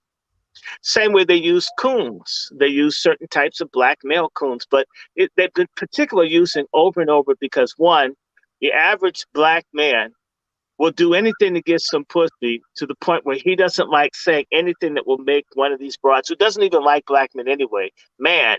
So the women have been running around with impunity. I have a pussy. I do what I want. My pussy, my choice. This kind of shit's come crashing to the ground. Tomorrow, it's the beginning. And it's going to just rock certain people's worlds to think I'm a global citizen instead of being a black sister. You get where I'm coming from? You've seen this. You're 22. Aren't you sick of feminism? I hate feminism in the black community. It has to be destroyed. And I see Trump and Biden's misadministration as the beginning of the destruction of ghetto pork chop feminism. It will be destroyed, and tomorrow is D-Day. So I'm looking forward to it. If they keep Trump, if anything bad happens to Trump, America, as you know it, is over. You better pray that they let his ass out. And yes, I voted for Trump. I can't stand Biden. Biden's a monster. I was just at the store, Afro Elite. The reason I was late, it was hard finding shit food in DC. I can see the goddamn Capitol from the store I went shopping in, and all the shelves are empty for vegetables and shit. It's gone. And the nation's capital. I mean, that shit's crazy. That is, what this man is destroying this country, the banks, everything's fucked up with Biden. Who do you think's going to starve the worst, like what happened in the Great Depression? We will. Who lost the most in 2008? We did. And we, in particular, our dumbass sisters, have consistently moved in the direction off code from black men. And they're lucky. They don't live. I mean, I'm telling you, in other cultures, again, if you're out of line, you get your head knocked in. I don't want anyone putting their hands. I'm against people putting their hands on sisters, but I'll tell you, in other cultures, the women know better. Our women need to learn some shame. They need some perspective. It's not just how I feel. We're not talking about hot flashes and menopause. and all this shit. We're talking about survival. And if you don't know, ask a man. You know how they talk about women's intuition and we're supposed to recognize that, and I do. Well, what about the intuition of men? How come that doesn't matter, sisters? How come it's always you and it's not him? Who told you that? And if the person told you was single and the rest of the world, a woman that can't keep a man, she's a failure, not a person to give much regard to, even if it's your own mother. I'm just telling the rest of the world, a woman that don't have a man and have a bunch of kids as a whole, not respected. I'm not calling your mother a whole, but how many kids does she have without getting married? Now, after the first kid, I mean, the chances, and enough. I mean, we're the only culture where men honor women to have 5 or 6 kids by different men. Mhm. Everywhere else, that's seen as absolutely gutter. So this liberal culture that we've been on, that the Democrats, same people who hate our guts. I'm not saying the Republicans love us. In fact, the Republicans don't, but they're real with you. They let you know they don't give a damn. The Democrats say, I love you. I love you, black folks. Hey, try this genetically modified weed. Hey, how about kill your baby? Uh, um, how about some euthanasia? How about some trans? How about some pedophilia? How about welfare dependency? To me, I prefer the I hate niggers from the Republicans and the person that's grinning at me that will kill me 100 times over faster. Now, back to Trump. Well, When, we do have a couple more questions. yeah, well, no, just one more thing I'll say. Okay, okay. Donald Trump's presence in the White House got more black people to buy weapons to protect themselves than Nat Turner, Huey Newton, Frederick Douglass. I mean, Mhm. if this dude got us to want to defend ourselves, I think if for nothing else, he is a self-defense coach that we've needed for 400 years. Mm. Bring his ass back. As for Biden, he's already got niggas stupid and simping, thinking that everything's okay. I'd rather us be afraid all the time and Negroes starting farms and shit and helping each other. We were doing that. And then Biden came in and just everybody went back to cooning. I miss Trump. He made black people mad. A lot of niggas need to stop being happy. They need to be miserable like people like you and I, Afro Elite, who read and study and see the situation our people is in. I'm tired of the motherfucking nigger holiday that 99% of us are on. It's not fair. This boy's 22. He should be thinking about pussy and getting a house.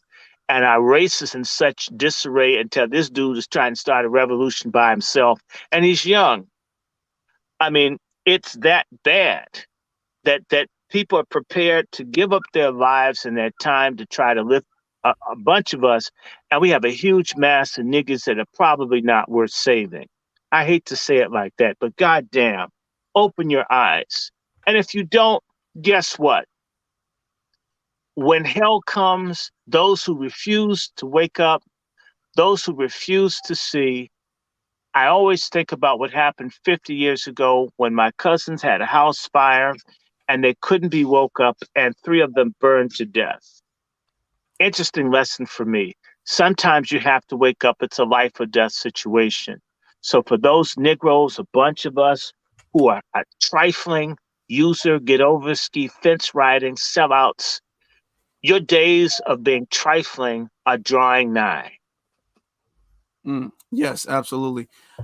I'm going to get to the next question. Shout out to everybody in the room. Please make sure that you guys subscribe to the channel and leave a like. Share this also too. As I'm a little older than 22 actually.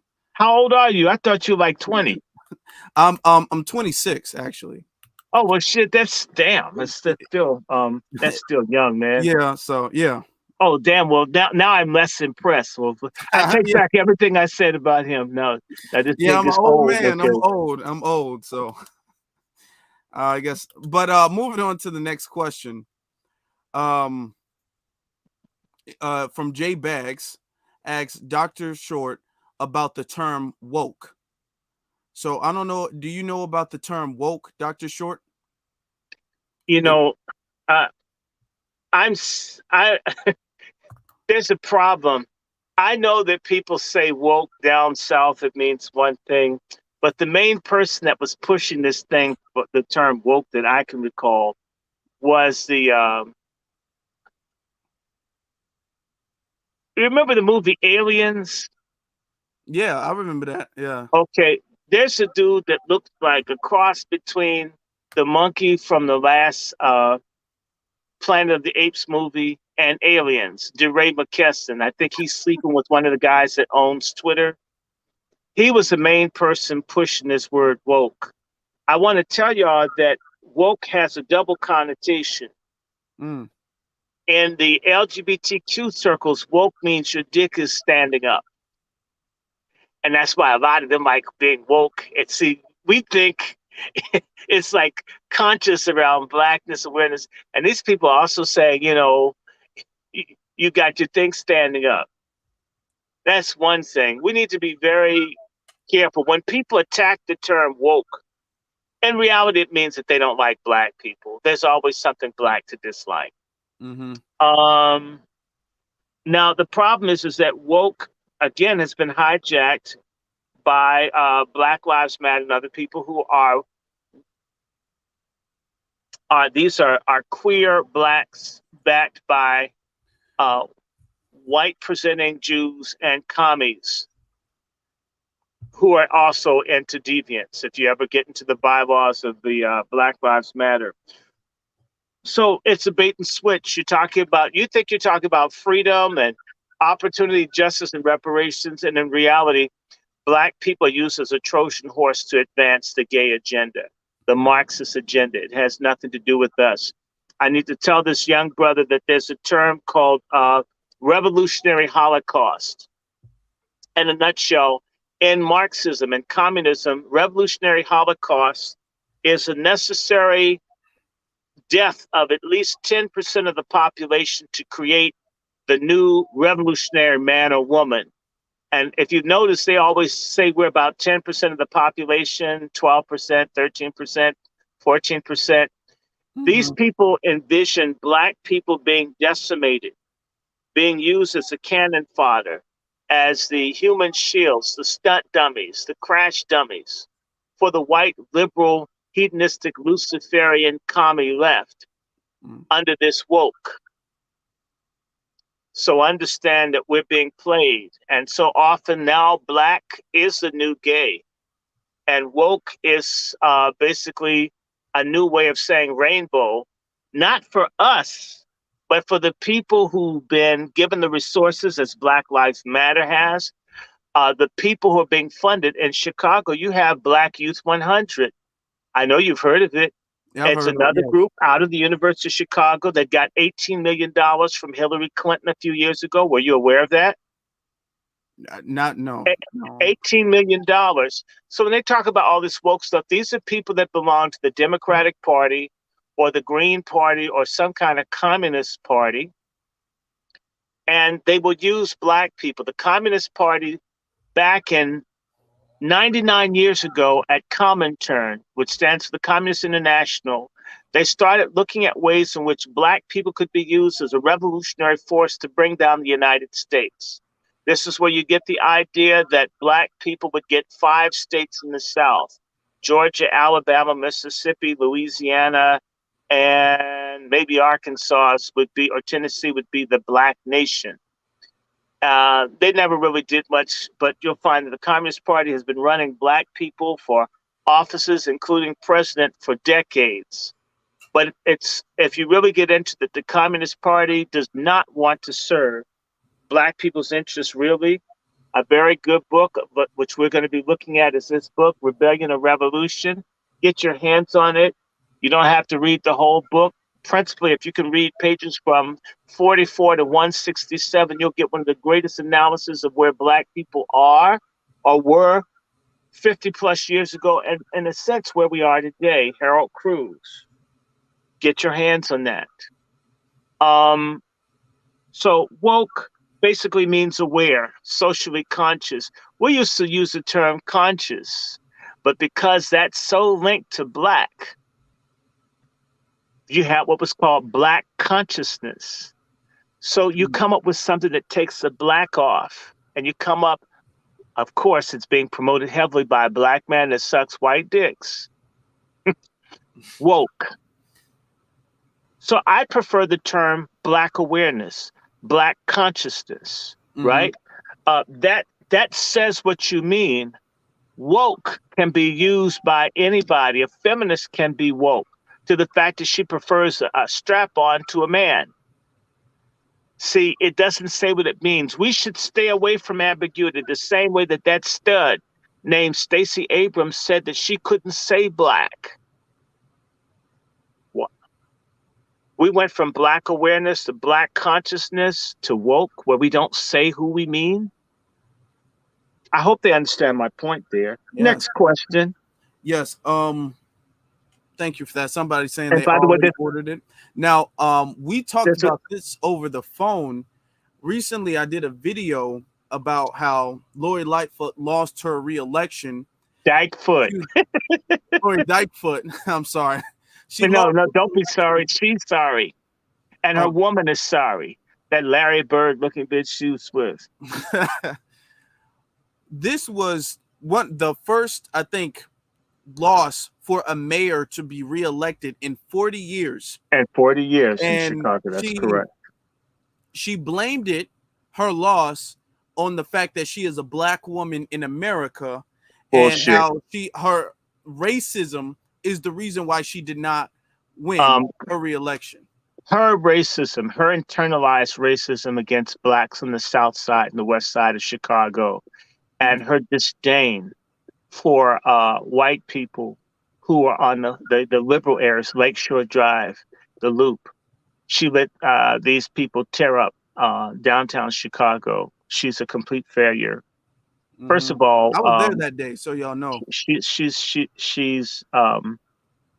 just a disgrace all around. I mean, I don't know where she got those hobo clothes from that look like Halloween clothes if you want to be a bum or something. Her hairdo. I mean, I've seen homeless people who have better coiffure than her. She's an embarrassment. She's rude.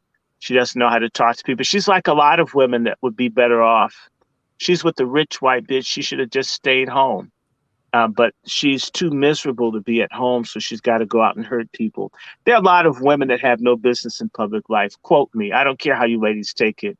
There are a lot of women that don't know how to treat people. They don't have to be accountable because they're female.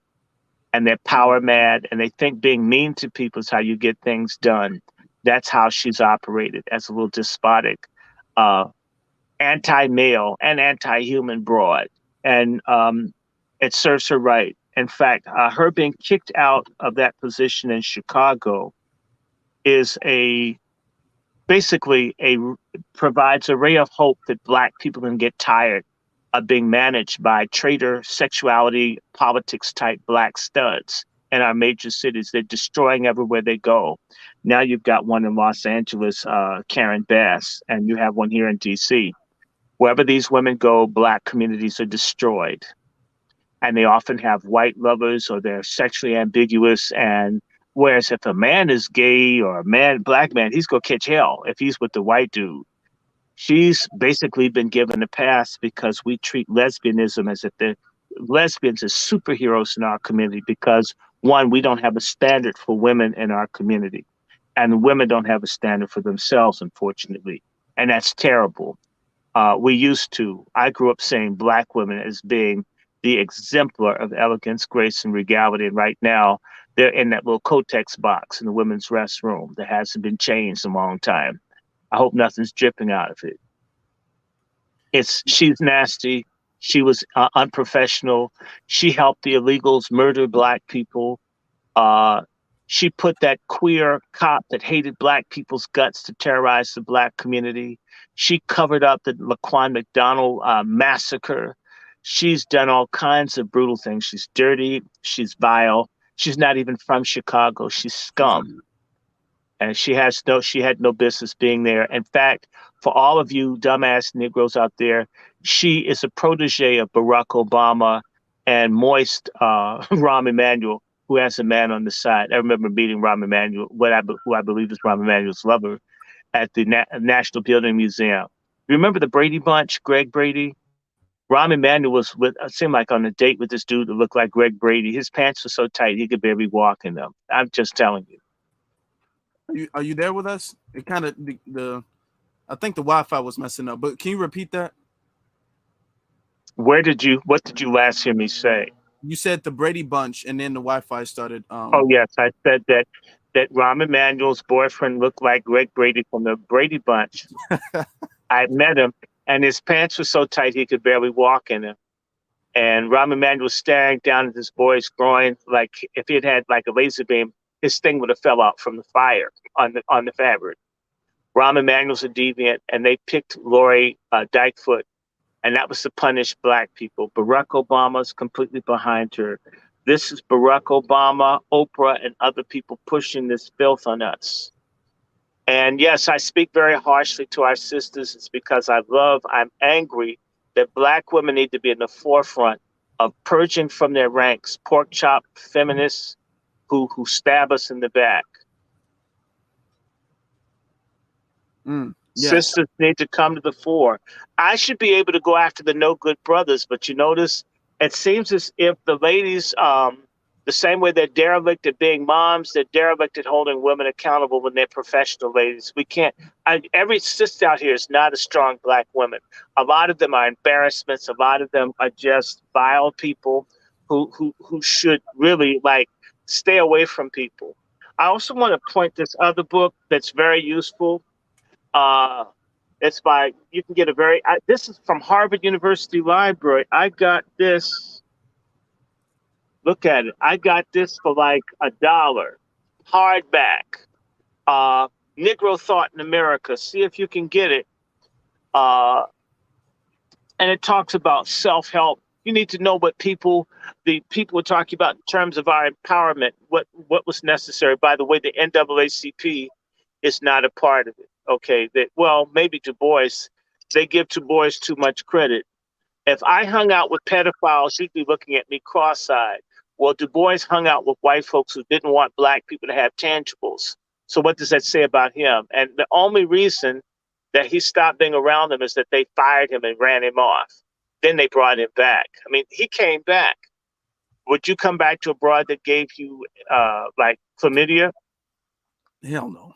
No. Okay. So that's another conversation. Next question. Okay. Thank you for that. And you guys are asking really good questions. So shout out to everybody in the room. Let me get to the next question. Someone asks, first off, this is a quick question from our sister Hidden FBA. Will Dr. Short be at the expo? Will you be at the FBA expo in Dallas? I'm not sure because I'm talking to people about the development of a television show for myself here that will be called The Short Report.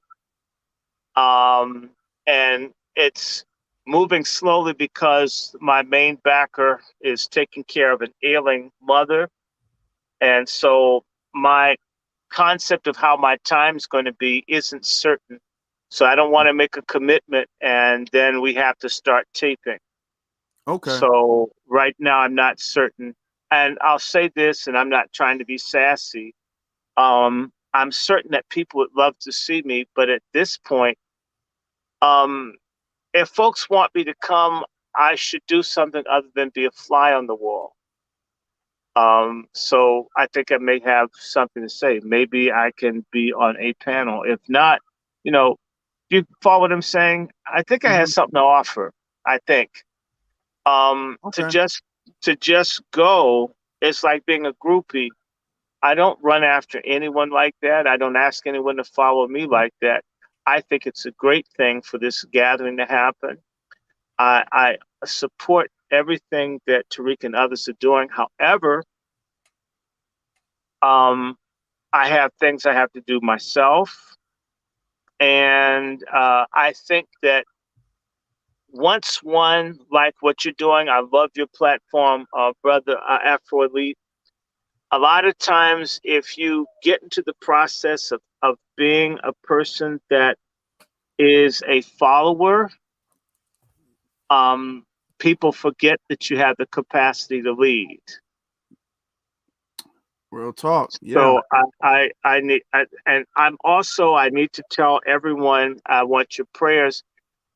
We're forming a coalition of people here to fight against sellout Negroes in government. And I'm very excited about it. I finally found a couple of people that are like you, Brother Afro Elite, that want to bang heads.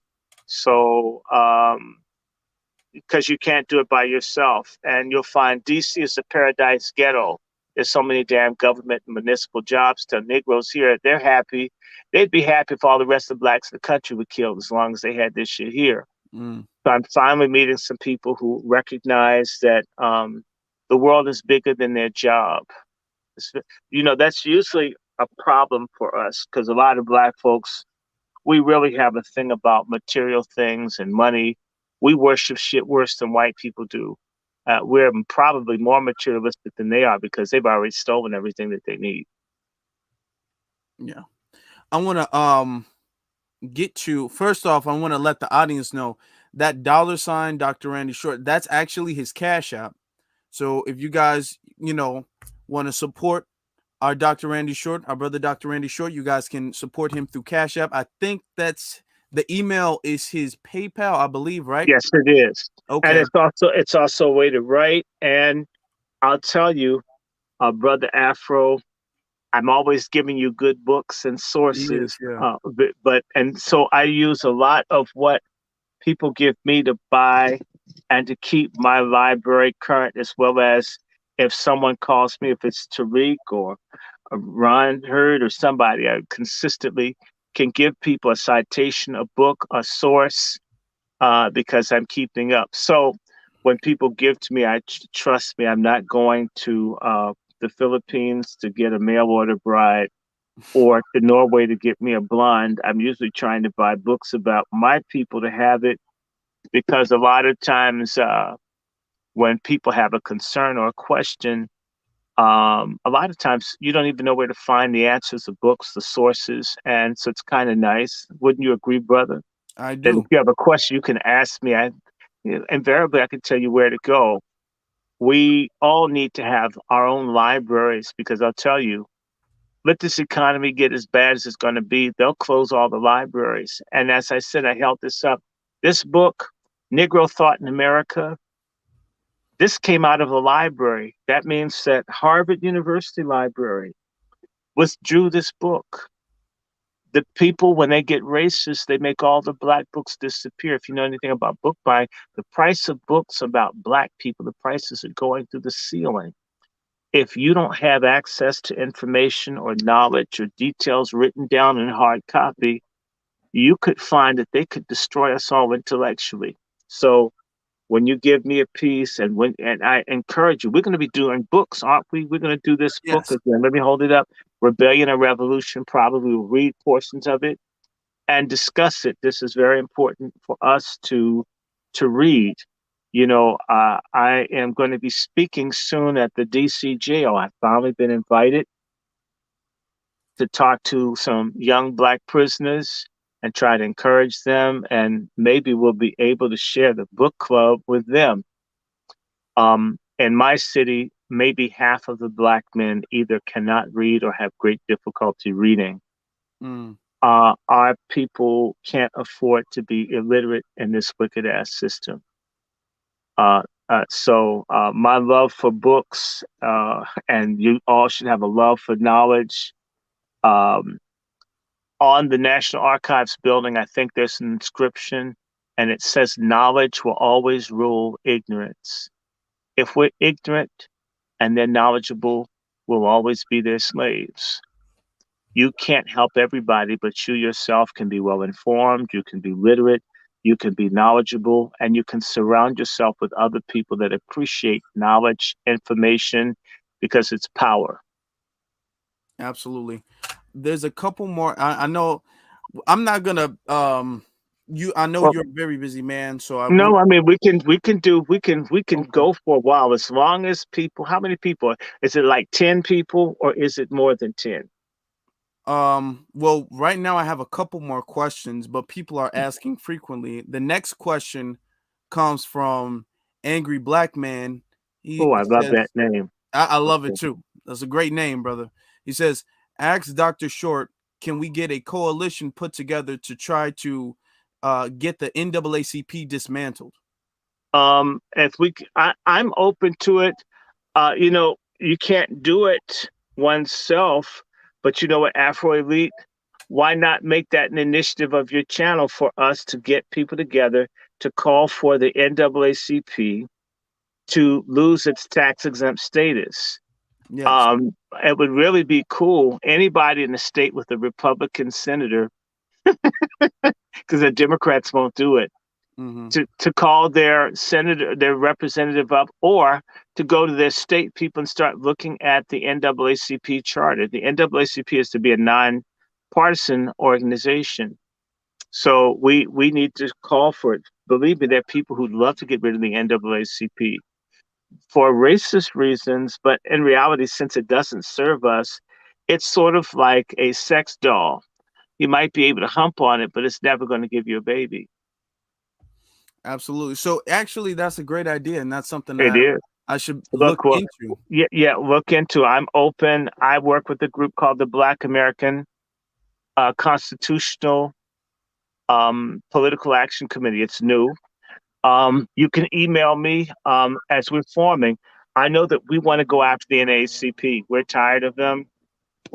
If you get tired too, all we need is a group of people. We can start looking. And I think if we get a critical group together to fund the NAACP, it's all about money. And like we can go to Wells Fargo and demand that they take the money back. You realize that would make those coons lose their mind Yeah, they if would. we They would threaten start that tripping. black depositors should take their money out of Wells Fargo because they gave money to the NAACP to be against reparations. Do you see what I'm saying?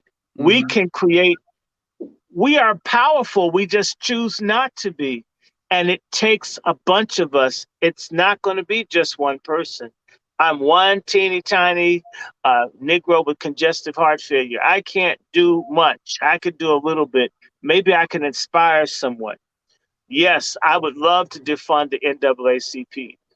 Well, I know the head of the Washington branch. They're going to just die if they see me doing this shit. Sometimes you know these people, and I just don't give a fuck. I'm tired.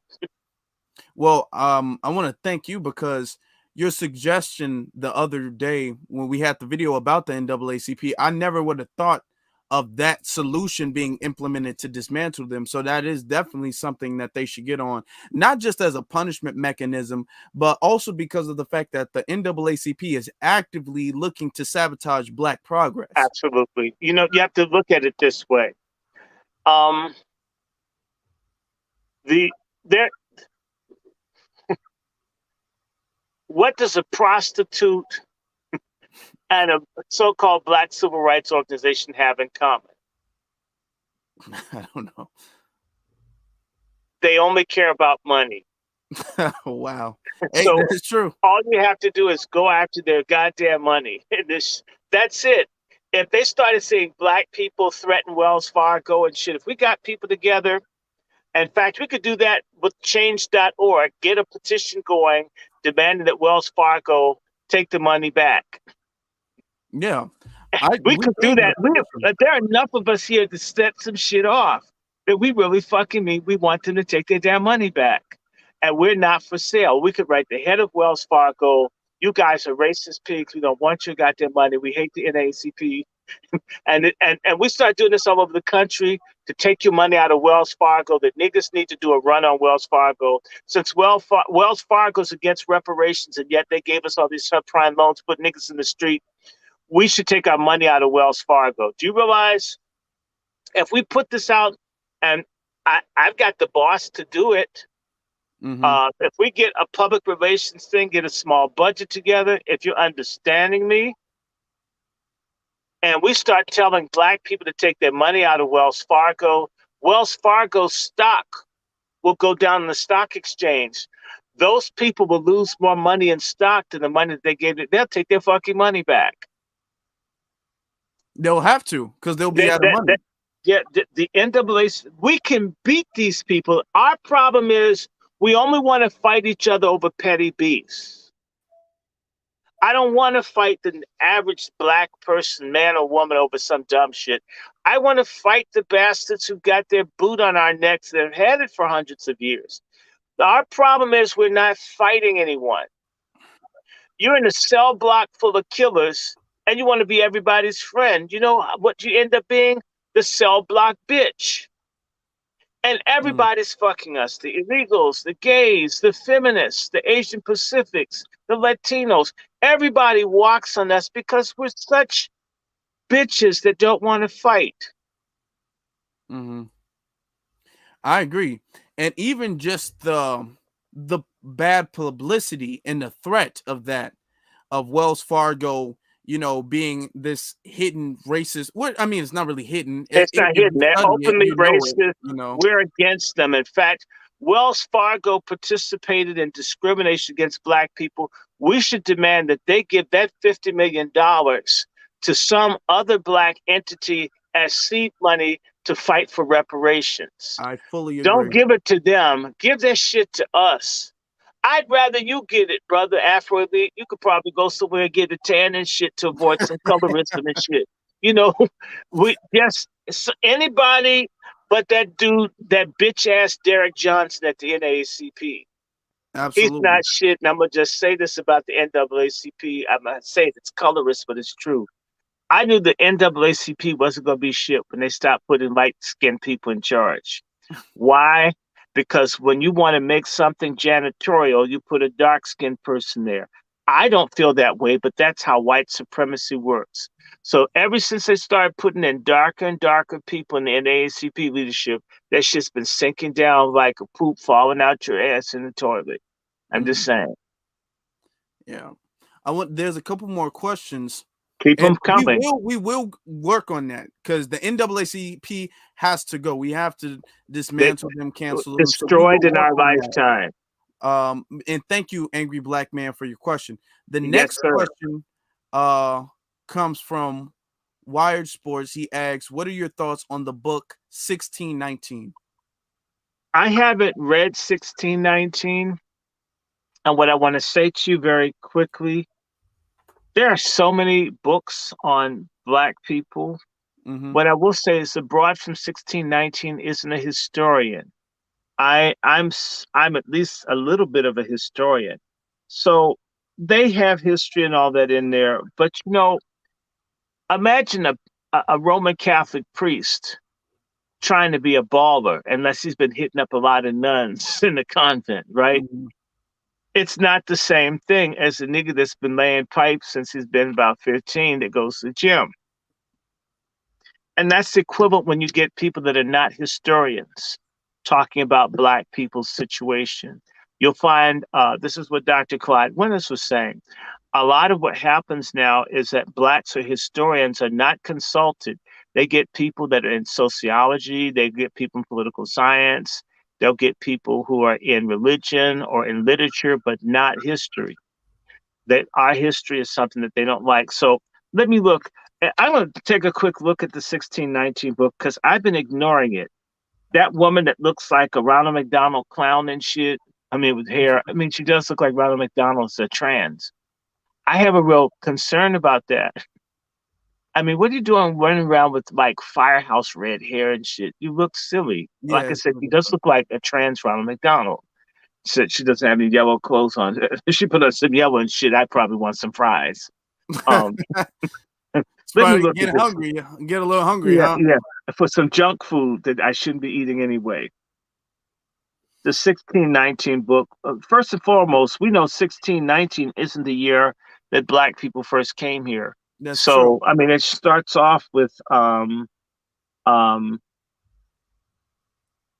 it starts off with the problem. And also, I'm going to say this again. I'm sick and tired of them constantly putting up black females to speak for us. No other group of people is overwhelmed by all the spokespersons having to be female. Sisters, I'm sorry, y'all have had this field for a long time, and we've been not making progress steadily with just women everywhere. I'm beginning to be concerned about it. I haven't always thought this way, but I'm beginning to get very angry when I see every time, ooh, a black woman. Whenever they put, we get fucked. Mm. You know, white folks will not vote for a white woman to be president. Black men, as much as our sisters bitch about us, would support a black woman. Would. In fact, black men are the most advanced men in this country, although we're not treated like it. And yet, I'll tell you, our sisters, with all due respect, it's just pathetic. You know, I really, I'm gonna just tell you, when someone says the first black woman, now I get scared. What is she gonna do to hurt us? Because when they put woman out there, well, you can't criticize. You have to be for women, or else you're a sexist pig. Uh, it's interesting that you could just say whatever you want about a black man, but the black woman, I don't like that. I don't like the absence of accountability. So yeah. I'm very, very afraid. Uh, if it wasn't like that, okay, here we go. All right, look at this. I'm going to read to answer this dude's question. The 1619 Project is an anthology of essays edited by Nicole Hannah Jones. That's the Brit that looks like Ronald McDonald. And co-created with the New York Times that seeks to reframe American history with the institution of slavery at its core. What I want to say to you is that the New York Times was owned by Jews that traded blacks as slaves in Alabama. Just want to say Mm. that to you. So look at who's funding, who the origin of the funding. I'm just saying, you're getting Follow the see, money, y'all. Follow the money. but the history, a historian gets into trouble because you bring up stuff a long time ago that people don't like to think about or aren't aware. So they seek to reframe American history with the institution of slavery at its core. That shit's not new, sir. Lots of people do that. From slavery to freedom before the Mayflower, lots of people. Oh, and let me see, does this thing say she's doctor? I don't even know if this woman has a PhD. This book asserts that American history began in 1619. No, the history didn't start in 1619. So from the very beginning, this broad starts off with the premise that white people want. Mm-hmm. And before the Mayflower was doing this with Lerone Bennett Jr., she's not doing anything new. A lot of these people, this book would not be would not be celebrated at all if it was talking about solving Black people's problems. So I guess I'll get a copy of this book just to have it. But lots of people putting out histories with slavery as central to it. This isn't new. Mm. Why are they pushing her? Is it because it's the Jewish owned or New York Times, as some people call it? Is that why she's so important? There are Black historians all over the place doing this who never get the same attention. She's not, I don't know who the hell this broad is. Let me look her up. Uh, I've been ignoring her because I didn't want to get mad. But let me look Nicole Hannah Jones up. Okay. Oh, I can't. I mean, I'm gonna get mad already. I'm gonna get mad. I'm gonna get mad. I've been ignoring this because I went through all these schools with these fake ass people, and you can see it a mile away. But I'm gonna do it because you asked me and because you caught up in the hype, my brother. Okay, Nicole Sherry Hannah Jones, born April 9th. I love that day, 1976. Is an American investigative journalist. She's not a historian. Told you. I mean, I knew this shit. I just knew it. I've been just blowing it off because you Mhm. get tired of seeing people who are not from the discipline to do history. You don't have a podiatrist do ear, nose, and throat. Why is everybody allowed to do our history but professionally trained historians? Right? Good You point. don't ask a pork barbecue guy to do halal food. But she's got a book and white people are talking about it, so it's important. Let me read on. I knew I was gonna get disgusted. She joined the New York Times staff as of April 2015 and was awarded the MacArthur Fellowship in 2017. And she won a Pulitzer Prize for commentary for her 1619 project. Okay, She is the inaugural Knight Chair of Race and Journalism at Howard University School of Communications. The dean of the School of Communications was a phony ass bitch when I was there that hated me. I forget her name. It'll come to me. This broad is from Iowa. I wonder if her father's white. Yes, here it is. I knew it. Anna Jones was born in Waterloo, Iowa, to father Milton Hanna, who is African American, and mother Cheryl A. Novotny, who is a white of Czech and English descent. Raised Catholic. Right away, I'm hearing coon vibes. Coon. But a coon that's they put these half-breed folks at Harvard and other places. I noticed that. Let me tell you, when I went to Harvard, 60%, I think, of the undergraduate students were either mixed, almost 70 were mixed or foreign.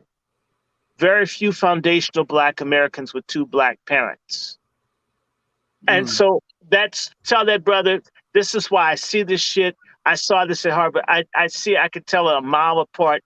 I just blow it off because that's a person like Barack Obama, a half-breed faggot I went to Harvard with.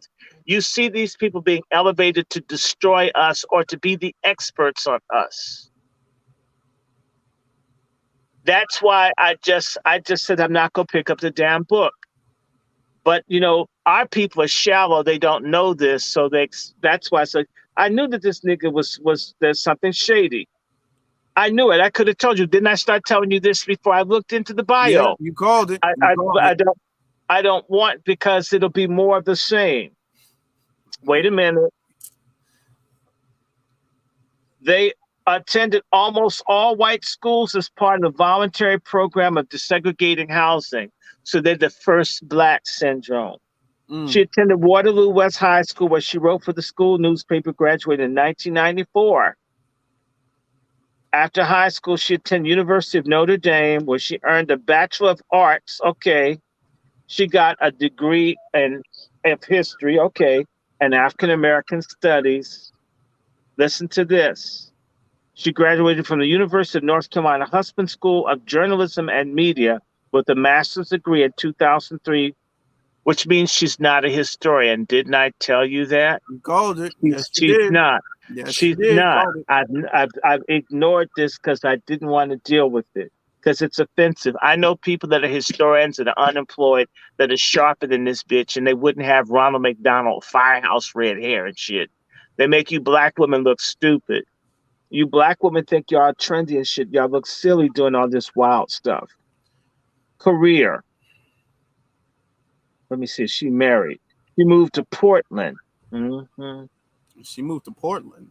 That's scary. Okay. Yeah, I don't know too many Black folks moving to Portland. Yeah, but she could pass. She's light skinned and half breed. She's there. Okay, wait a minute. New York Times. Let me see. Is this broad married?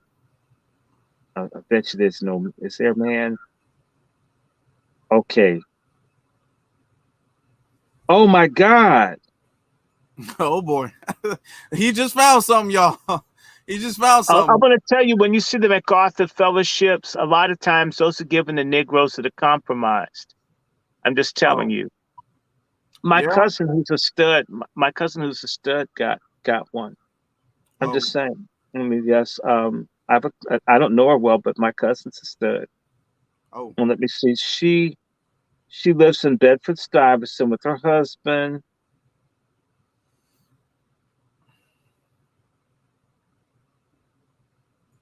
Faraji Jones. There's no information on her husband. So isn't that strange? That's her husband. It's very odd. Yeah. See, let me tell you something. I could be wrong. But there was a guy named Faraji Jones who was at Howard who would wear strap-on titty to feed the child. Oh, wow. They have one. Now, this may not be him, but he was at Howard University teaching, and he had this. Let me see, Farage J. Jones. Let me look and see if this is him. See, I'm telling y'all, this shit goes around. You start. Hold on. Uh,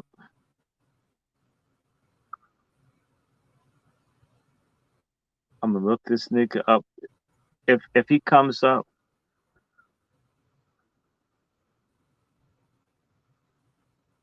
hmm he has his wife's last name. So this is some liberal feminist type stuff. Okay, wait a minute. So he's from a military family. That's already scary. Hmm It's a lot of red flags. It seems like the more you look into it, the more red flags come up. I'm just And watching. I'm not listen, saying, and they're all into integration, mm, integration. To me, if you really knew what black, we need our own stuff. I'm not mad, but I prefer to be amongst us. I really would. Okay, now here's her and her husband. Oh, wait a minute. let me get off the screen. Or at least thank God it's a man. That's a You might, relief. yeah, It's a yeah. relief. So he comes from a military family. He's a tech specialist. Oh, wait, look at this. He's a tech specialist and a parent activist who organizes around issues of school integration. He's still trying to force us down white people's throats. He works for the ACLU as a liberal. Here we go again, y'all. Since 2020. So he's in technology. One thing that I've learned through my times, especially the last few years, is white people are not going to back any black person unless they do their thorough background and research on that person to make Yeah. sure that that person is going to push their agenda and their And, interests. and, and listen to what her husband does. When asked by NYU, New York University, what makes him happy about being involved in school integration, he said, connecting and creating alliances, tethers, y'all, with people who value our children in the black and brown community makes me happy. Black and brown shit. I almost get like a small headache every time I hear black and brown. It's the smallest little headache. It's brief, but it comes. It's It- sharp. It's a major headache. I don't trust you. Why can't you It's a just do something for black people? So let me see. No, and So I haven't gotten her book. I might get it, and there might be some good shit in there, but ultimately, they're pushing. It's not truly integration. It's a simulation when you have to be up around other people. Okay, if you know Mhm. anything about milk, milk is integrated, but what you do is you blend the milk fat, the cream, and all that into that where it all works together. Okay, we don't have integration. That's never been. Integration is a respect for differences on an equal basis. If you heard the governor of Arizona just said that black women won't be discriminated against over their hair anymore. If you were truly integrated, nobody'd be concerned about your hair. So what black women have been pressured to do is make their hair like white women or else be punished for it. That's a simulation. And so we have to talk and dress like and act like and be like everybody else. That is a type of spiritual, cultural, social death. And that's what that bitch is for. You're And absolutely correct. so that's why brother, when I saw her and it just reminded me of all the mulattoes and shit at Harvard, it just said, you know, look, I told you, I come from a family of mulattoes. I don't like that shit. It's not light skin. I don't like the mindset of being between black and white. My grandfather didn't like it. My grandfather married dark. My mom married dark. I don't like ping ponging. I'm with black folks. Okay, I don't want. I may be a third white. I don't want to be any more white. I'm not trying to be a white person. I'm a black person. I've made my mind up. This nigga here, I don't think she's so clear. And I bet you the daughter that they have being raised in all these integrated environments is going to get with the white dude. Yeah. It's all about assimilating. And that's the norm for people. And I'm like, let their asses go. Please be white. I wish everybody that hated their black guts could be made white tomorrow.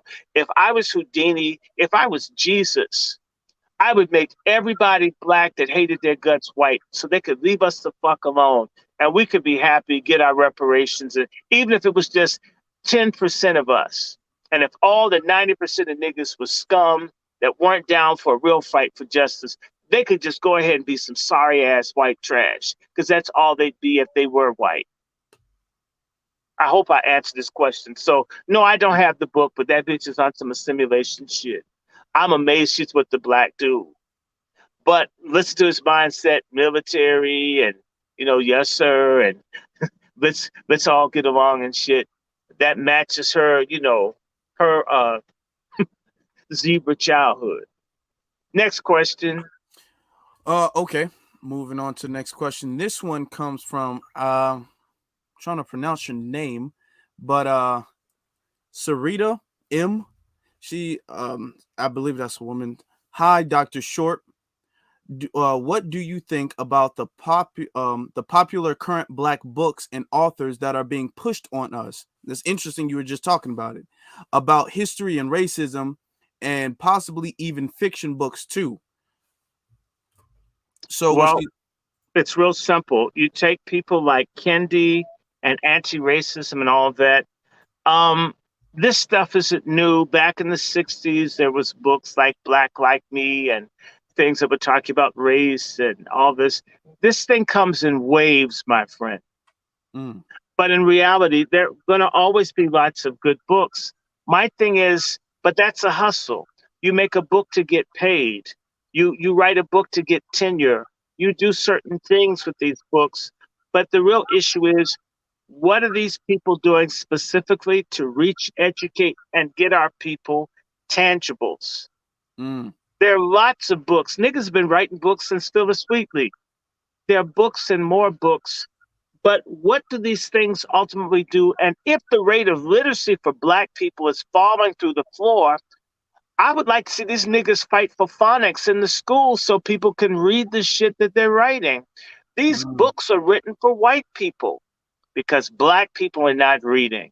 And most of the American public doesn't read. So most people who publish are trying to get to 2 to 3% of the white public that buys books. You do have blacks like you and me, brother Afro Elite. But and we buy books. Black bibliophiles, black folks buy a lot of books. But are these books teaching us about how to get ultimately free? Do the books deal with the fact that we really are not free at this moment? And what are the necessary steps for us to get free? I I need to write another book. I need other things I should write, but I'll tell you, people ask me to write things, and what they really want is for me to write some sort of treatise on what we could do to change our situation versus me. I've already begun to look at and research writing about blacks in the Civil War, but there are lots of books on blacks in the Civil War, by the way. mm-hmm, We need things that would point us into how we can save ourselves. And so, uh, if a book isn't dealing with practical things that can be done to change our lives, then basically it's an exercise in a person producing something, which is okay. And the cultural production's okay, nothing wrong with it. But will it make a difference? You follow what I'm saying? yes. It's like a lot of people make records, they make recordings. There are lots of them. It's an abundance, but how many change or motivate? You know what I'm saying? Like Sam Cooke's "A Change Is Gonna Come," a classic. What really touches and moves people? Lift every voice and sing. Young, Gifted, and Black by Nina Simone. What do these things take us in a direction that will help us move those who want to? And there's a whole aesthetic and a worldview that these books should have, which is like when I'll take an example of artistic creation. A shout out to the great Isaiah Washington, who made this film Corsicana that a lot of you need to see, and it doesn't cost that much money. And Corsicana basically introduces to audiences Bass Reeves, this great black man who goes from slavery to being one of the greatest lawmen in American or world history. And this man, Isaiah Washington, understood that he wanted black people, every black in that film has dignity and character. Most of the whites in the film are bad. There's very little cussing. The black folks have dignity. He does an excellent job of portraying and giving an image of black folks having value, worth, the beauty of a black man and a black woman in relationship. That a black man has all sorts of psychological, spiritual gifts of intuition and prescience. He does all that in the film. If you watch that, it will sink in. Do you understand? He made this film in mind to lift up black people. There are a lot of people that make films that will make you want to kill someone or be ashamed. You get where I'm coming from? But he made this film in mind to enhance where we are. Some of these books, because I buy a lot of books, some of them are okay, and some of them are just something that someone put out. Some people are in the habit of getting books published. Now you got Amazon and all these other people that can publish books. So you have books everywhere. But you have to ask yourself, we can have a lot of books, but what will ultimately give us what inspires or gives us strategies for survival? And I would argue that most of them don't. Most books aren't really talking to us like we're talking right now. I think you would agree with that. I do. There's a book by, I think his name is Bush. We are not what we seem. We are not what we seem. It's a good take on Black history. There are things out here that do that. In fact, this is the reason I put the Harold Cruz book out. Harold Cruz is calling on Black folks to come up with the strategy and philosophy necessary to have a movement to free ourselves. The work has not been done, Sister Sarita. We've been half-stepping. We treat a struggle for freedom like an orgasm, like it's just going to happen because we're ready or because we put a little friction on it. We have to begin to think about 10 to 20 to 20 to 30 to 50 years from now, where we're going to be. Normally, our attention span isn't that long. And that's the kind of books we need are books that are going to call us to clean our shit up. It's time for Black people to clean up our acts towards one another. That's foundational for us to have the trajectory to deal with everybody else. We must deal with self. A lot of these books don't do that. The conservatives may say all this shit and attack Black people, but they don't talk about the racism. The liberal folks only talk about the racism and don't say, hey, Black folks, we can do better. We could invest in each other. We need to deal with colorism. We need to deal with pork chop feminists. We need to deal with the pimp brotherfucker culture of Black men. We need to deal with corrupt Black institutions like the no good, fucked up white Jesus Black church. And I'm a Christian, and a lot of these churches, these things should be shut down. I mean, like a bad liquor store. Like there are too many liquor stores, there are too many churches, there are too many nigger fake preachers out here. We need reformation, reform, and renewal as a people. I hope I'm answering your question, sister. Next. I have a question. I've been wanting to ask this question because it was proposed to be on Twitter, I believe, yesterday. So they asked because you recommended that we try to remove the NAACP's nonpartisan status because they no. It's not for profit status. Oh, okay. I apologize. The not for profit status because they operate for the benefit of the Democratic Party. Always. Now some people asked, should churches be applied? Should we apply the same standard to a lot of the churches that use their church to facilitate the Democratic Party, that allowed the churches to go to Joe? There was one church, I forgot the name of it, that welcomed Joe Biden in recently. I'm so sick of these nigger preachers. I would rather the churches pay taxes so I can say what the hell I want. So I have a fellowship, and I guess we'll pay taxes. I don't want a not-for-profit. So if I want to tell someone, if you want to screw little kids, you're a pedophile freak, and I have to be afraid that I take my status away because I was saying that people shouldn't rape kids or killing babies. I don't want to say killing a baby is bad because fuck that. I'd rather pay taxes and get to say what I want. These cheap, lying-ass, grifting niggas that want tax-exempt status, that's because they get more money, and none of it reaches the community of the people in the pews. So I would love to see a bunch of these bastards taxed. If you really love God, give the money because you have it, not because you're going to get a write-off. Fake-ass niggas. They give to the strip club, and they can't write that off. They give to the casino. They give it to the lottery tickets. They give it to the liquor store. Well, if God matters, it seems like you should be able to give it to God without getting tax exempt status. Am I right? Yes. So no, I'm tired. In fact, I'm angry. I see churches and they can't talk about anything that the people need over their damn tax exempt status. So in fact, they won't say, they use that as an excuse, these no good preachers, to not fight for the people who subsidize their cushy lives. Take their damn exemption away. A lot of these bastards would understand people better if they had to ride the bus instead of being in a Bentley. I agree. TD Jakes should be taxed. He wouldn't be so fat. I agree.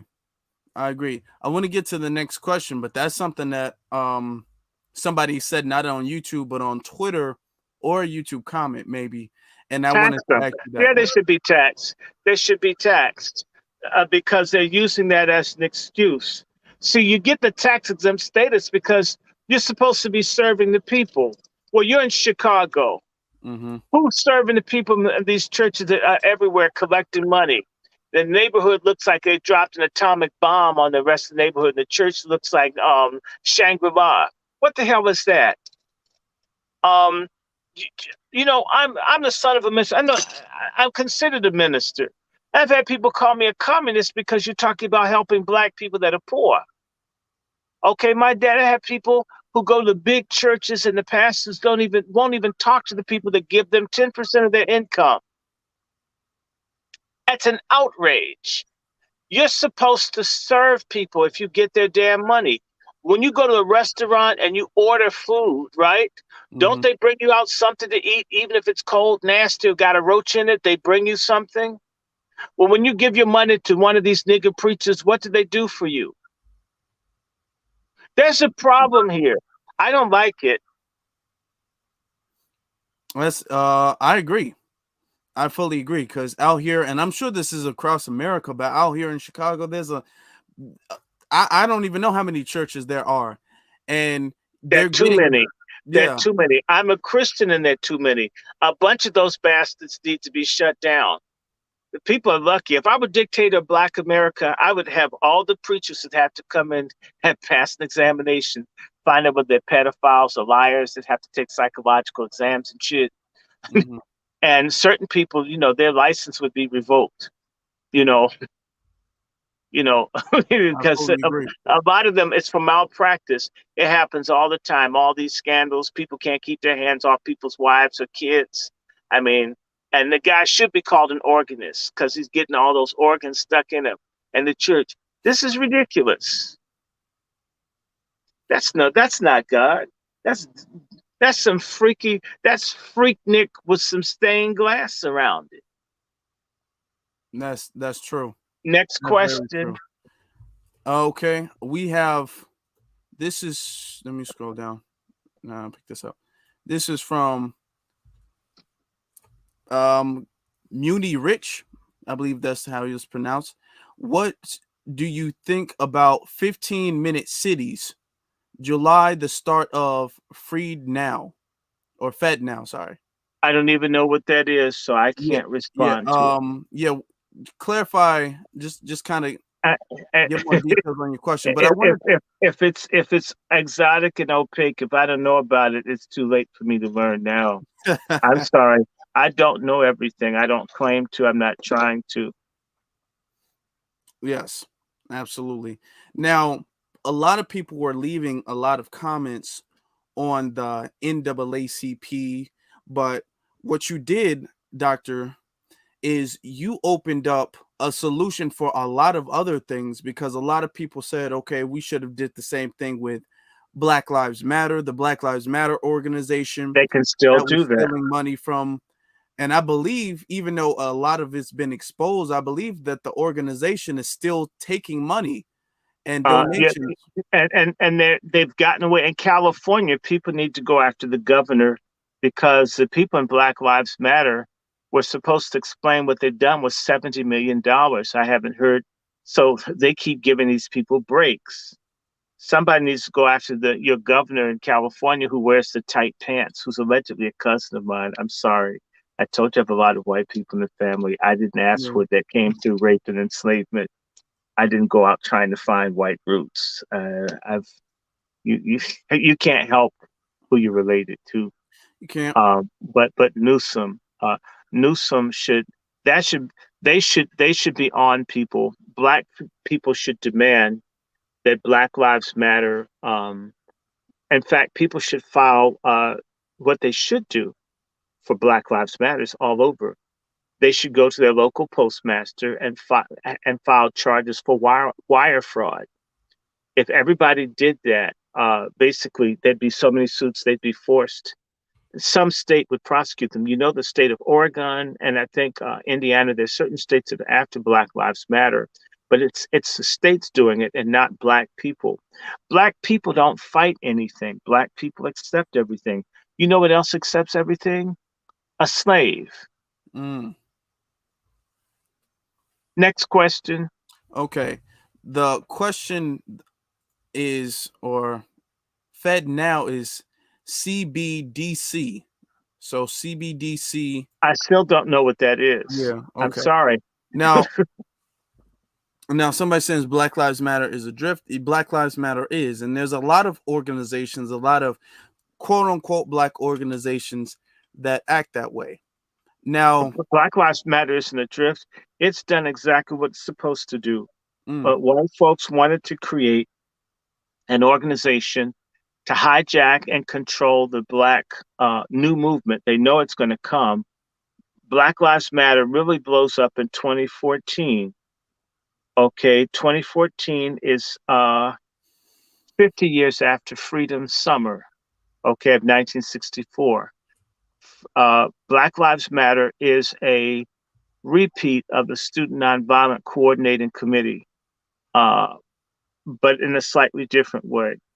And what a lot of you don't know is that the Congressional Black Caucus and a range of other groups in 2016 made Black Lives Matter the new leadership of Black people. Barbara Lee and all these people handed the new torch of Black leadership from the silent generation of boomers to Black Lives Matter. And the Boule, all of them have made Black Lives Matter our leadership without anyone even talking to us. This is what's happened. mm. Well, thank you for telling us that. It looks like we got through all the questions, Mhm. Unless I'm missing one. If I'm missing one, if I haven't asked your question, you guys can let me know now. But it looks like we got through pretty much all the questions. So I really want to thank you, Right. Dr. Short. Um, if there's anything else that you want to discuss, we I, can. But I simply want to point everybody to the Amenia Conference. Amenia spelled Amenia, Amenia Conference of 1933. 90 years ago, the NAACP decided to only give bullshit to Black people and to only use gimmicks and not to come up with an overall plan to help change the lives of Black people. This is a decision. This is a plan, And although things have changed, they've remained on bullshit. Mm. Look it up, research it. Young people like Afro Elite went before Du Bois and says black people need jobs, we need empowerment, we need, and they basically kicked those people out, told them they were communists. Y'all need to shut the fuck up. We're old, we know. They did some cyber generation boomer shutdown shit on these young people who were just being real with the older generation. These were black folks being told by old niggas and their white friends, just do what we say. We're older. Just shut up. That's what happened. And it's still like this. And it's time for a generation to rise up and rebel against this. Your generation rebels against heterosexuality and God. Seems like y'all could rebel against coons. Seems like y'all could rebel against the boule. I mean, that's the one thing I don't get about you fucking Z's and millennials. You guys go against everything, but but y'all respect all the wrong shit. I don't get it. Somebody I can stop here. I can stop here, but what someone got to say about it is true. They respect stupid ass P Diddy and Jay-Z. They respect this Hebrew hop because there's nothing hip about it. All the things that fuck us up, abortion, trans, everything that's bad, even in the ACP, we respect. You disrespect man and woman together, disrespect the nuclear family. But if it's some stupid shit, oh my God, they're like the red carpet. I'm gonna just say, without morality, without a concept of God, without a concept of absolutes, nothing is going to be possible that's lasting. Yes. I think I can go here because I have a doctor's appointment in the morning. Unless somebody's got a burning question, unless it's something, it's everybody's done, then I can like go tell a bed. Yes, like the old ass nigga that I am. And we'll do this again. We can talk. We need to do another thing on black leadership, but just we can turn it into a whole series if a series of talking about no good niggas in leadership. We can't have enough. And I just want people to understand that there are black people who are deliberately trying to destroy you for their personal benefit all over at HBCUs and churches. And it's time to stop pretending just because their skin color's brown that they're down. Okay, absolutely. Well, I'm not going to keep you any longer. Just so the audience knows, his books, his Cash App, PayPal, Twitter, Instagram, all of that stuff is in the description. The links to that is in the description. So if you guys go to that and then you guys just click on that and then you guys it'll take you automatically to his stuff. He says, Queer Crow. Okay, Queer Crow has to go. By the way, very well said. But that's, Queer Crow is when white LGBTQ fuck over black LGBTQ, and black gays act like white people are unified with them. It's another type of sellout. I call people sexuality coons. So there's Queer Crow and Coon Crow. DC has a Coon Crow problem. And Dykefoot was the queen of Queer Crow and Coon Crow. So I just want to give a thanks to the black people in Chicago for not voting for that Lord of the Rings looking bitch. Thank you, Jesus. I'm so glad she's gone. I couldn't even sleep that night. I hadn't felt like that since Harold Washington won in 1984. That was 39 years ago when Harold Washington won. And by the way, my dad introduced Harold Washington to the Harvard University community when he went to Harvard, Massachusetts. This was really nice. Yes. So good night. God bless. And yes, I'm a Christian and I cuss. It beats molesting kids and stealing people's money. It does. Mm-hmm. Absolutely right. Correct. Thank you, Dr. Short. Thank you very much for being here. And we'll have you again soon. Thank you, sir. God bless. Bye-bye. All right, bye. Okay, brothers and sisters, thank you guys for being here. We've been packed the entire night. All right, we've almost gone on for 3 hours. I've been doing very long broadcasts lately, very very long, but it's been good. We've been getting a lot of game. That was our brother Dr. Randy Short. His information as far as following him on Snapchat, not Snapchat, Instagram, Twitter, and all of these, his books. You guys can follow that. He's also on Facebook, I believe, at Dr. Randy Short on Facebook. If you guys have Facebook, so you guys want to follow him on all of his social media, and make sure you guys stay up to date with the events that he has going on. I know he's saying he's coming out with a television series, or he's working on coming out with a television series. So we definitely want to make sure that we stay tuned with that. I want to give shout outs to the super chats that we've been getting. Okay. Shout out to Muni Rich for the $10 super chat. Retire Anus Brown now. Thank you very much for the $10 super chat.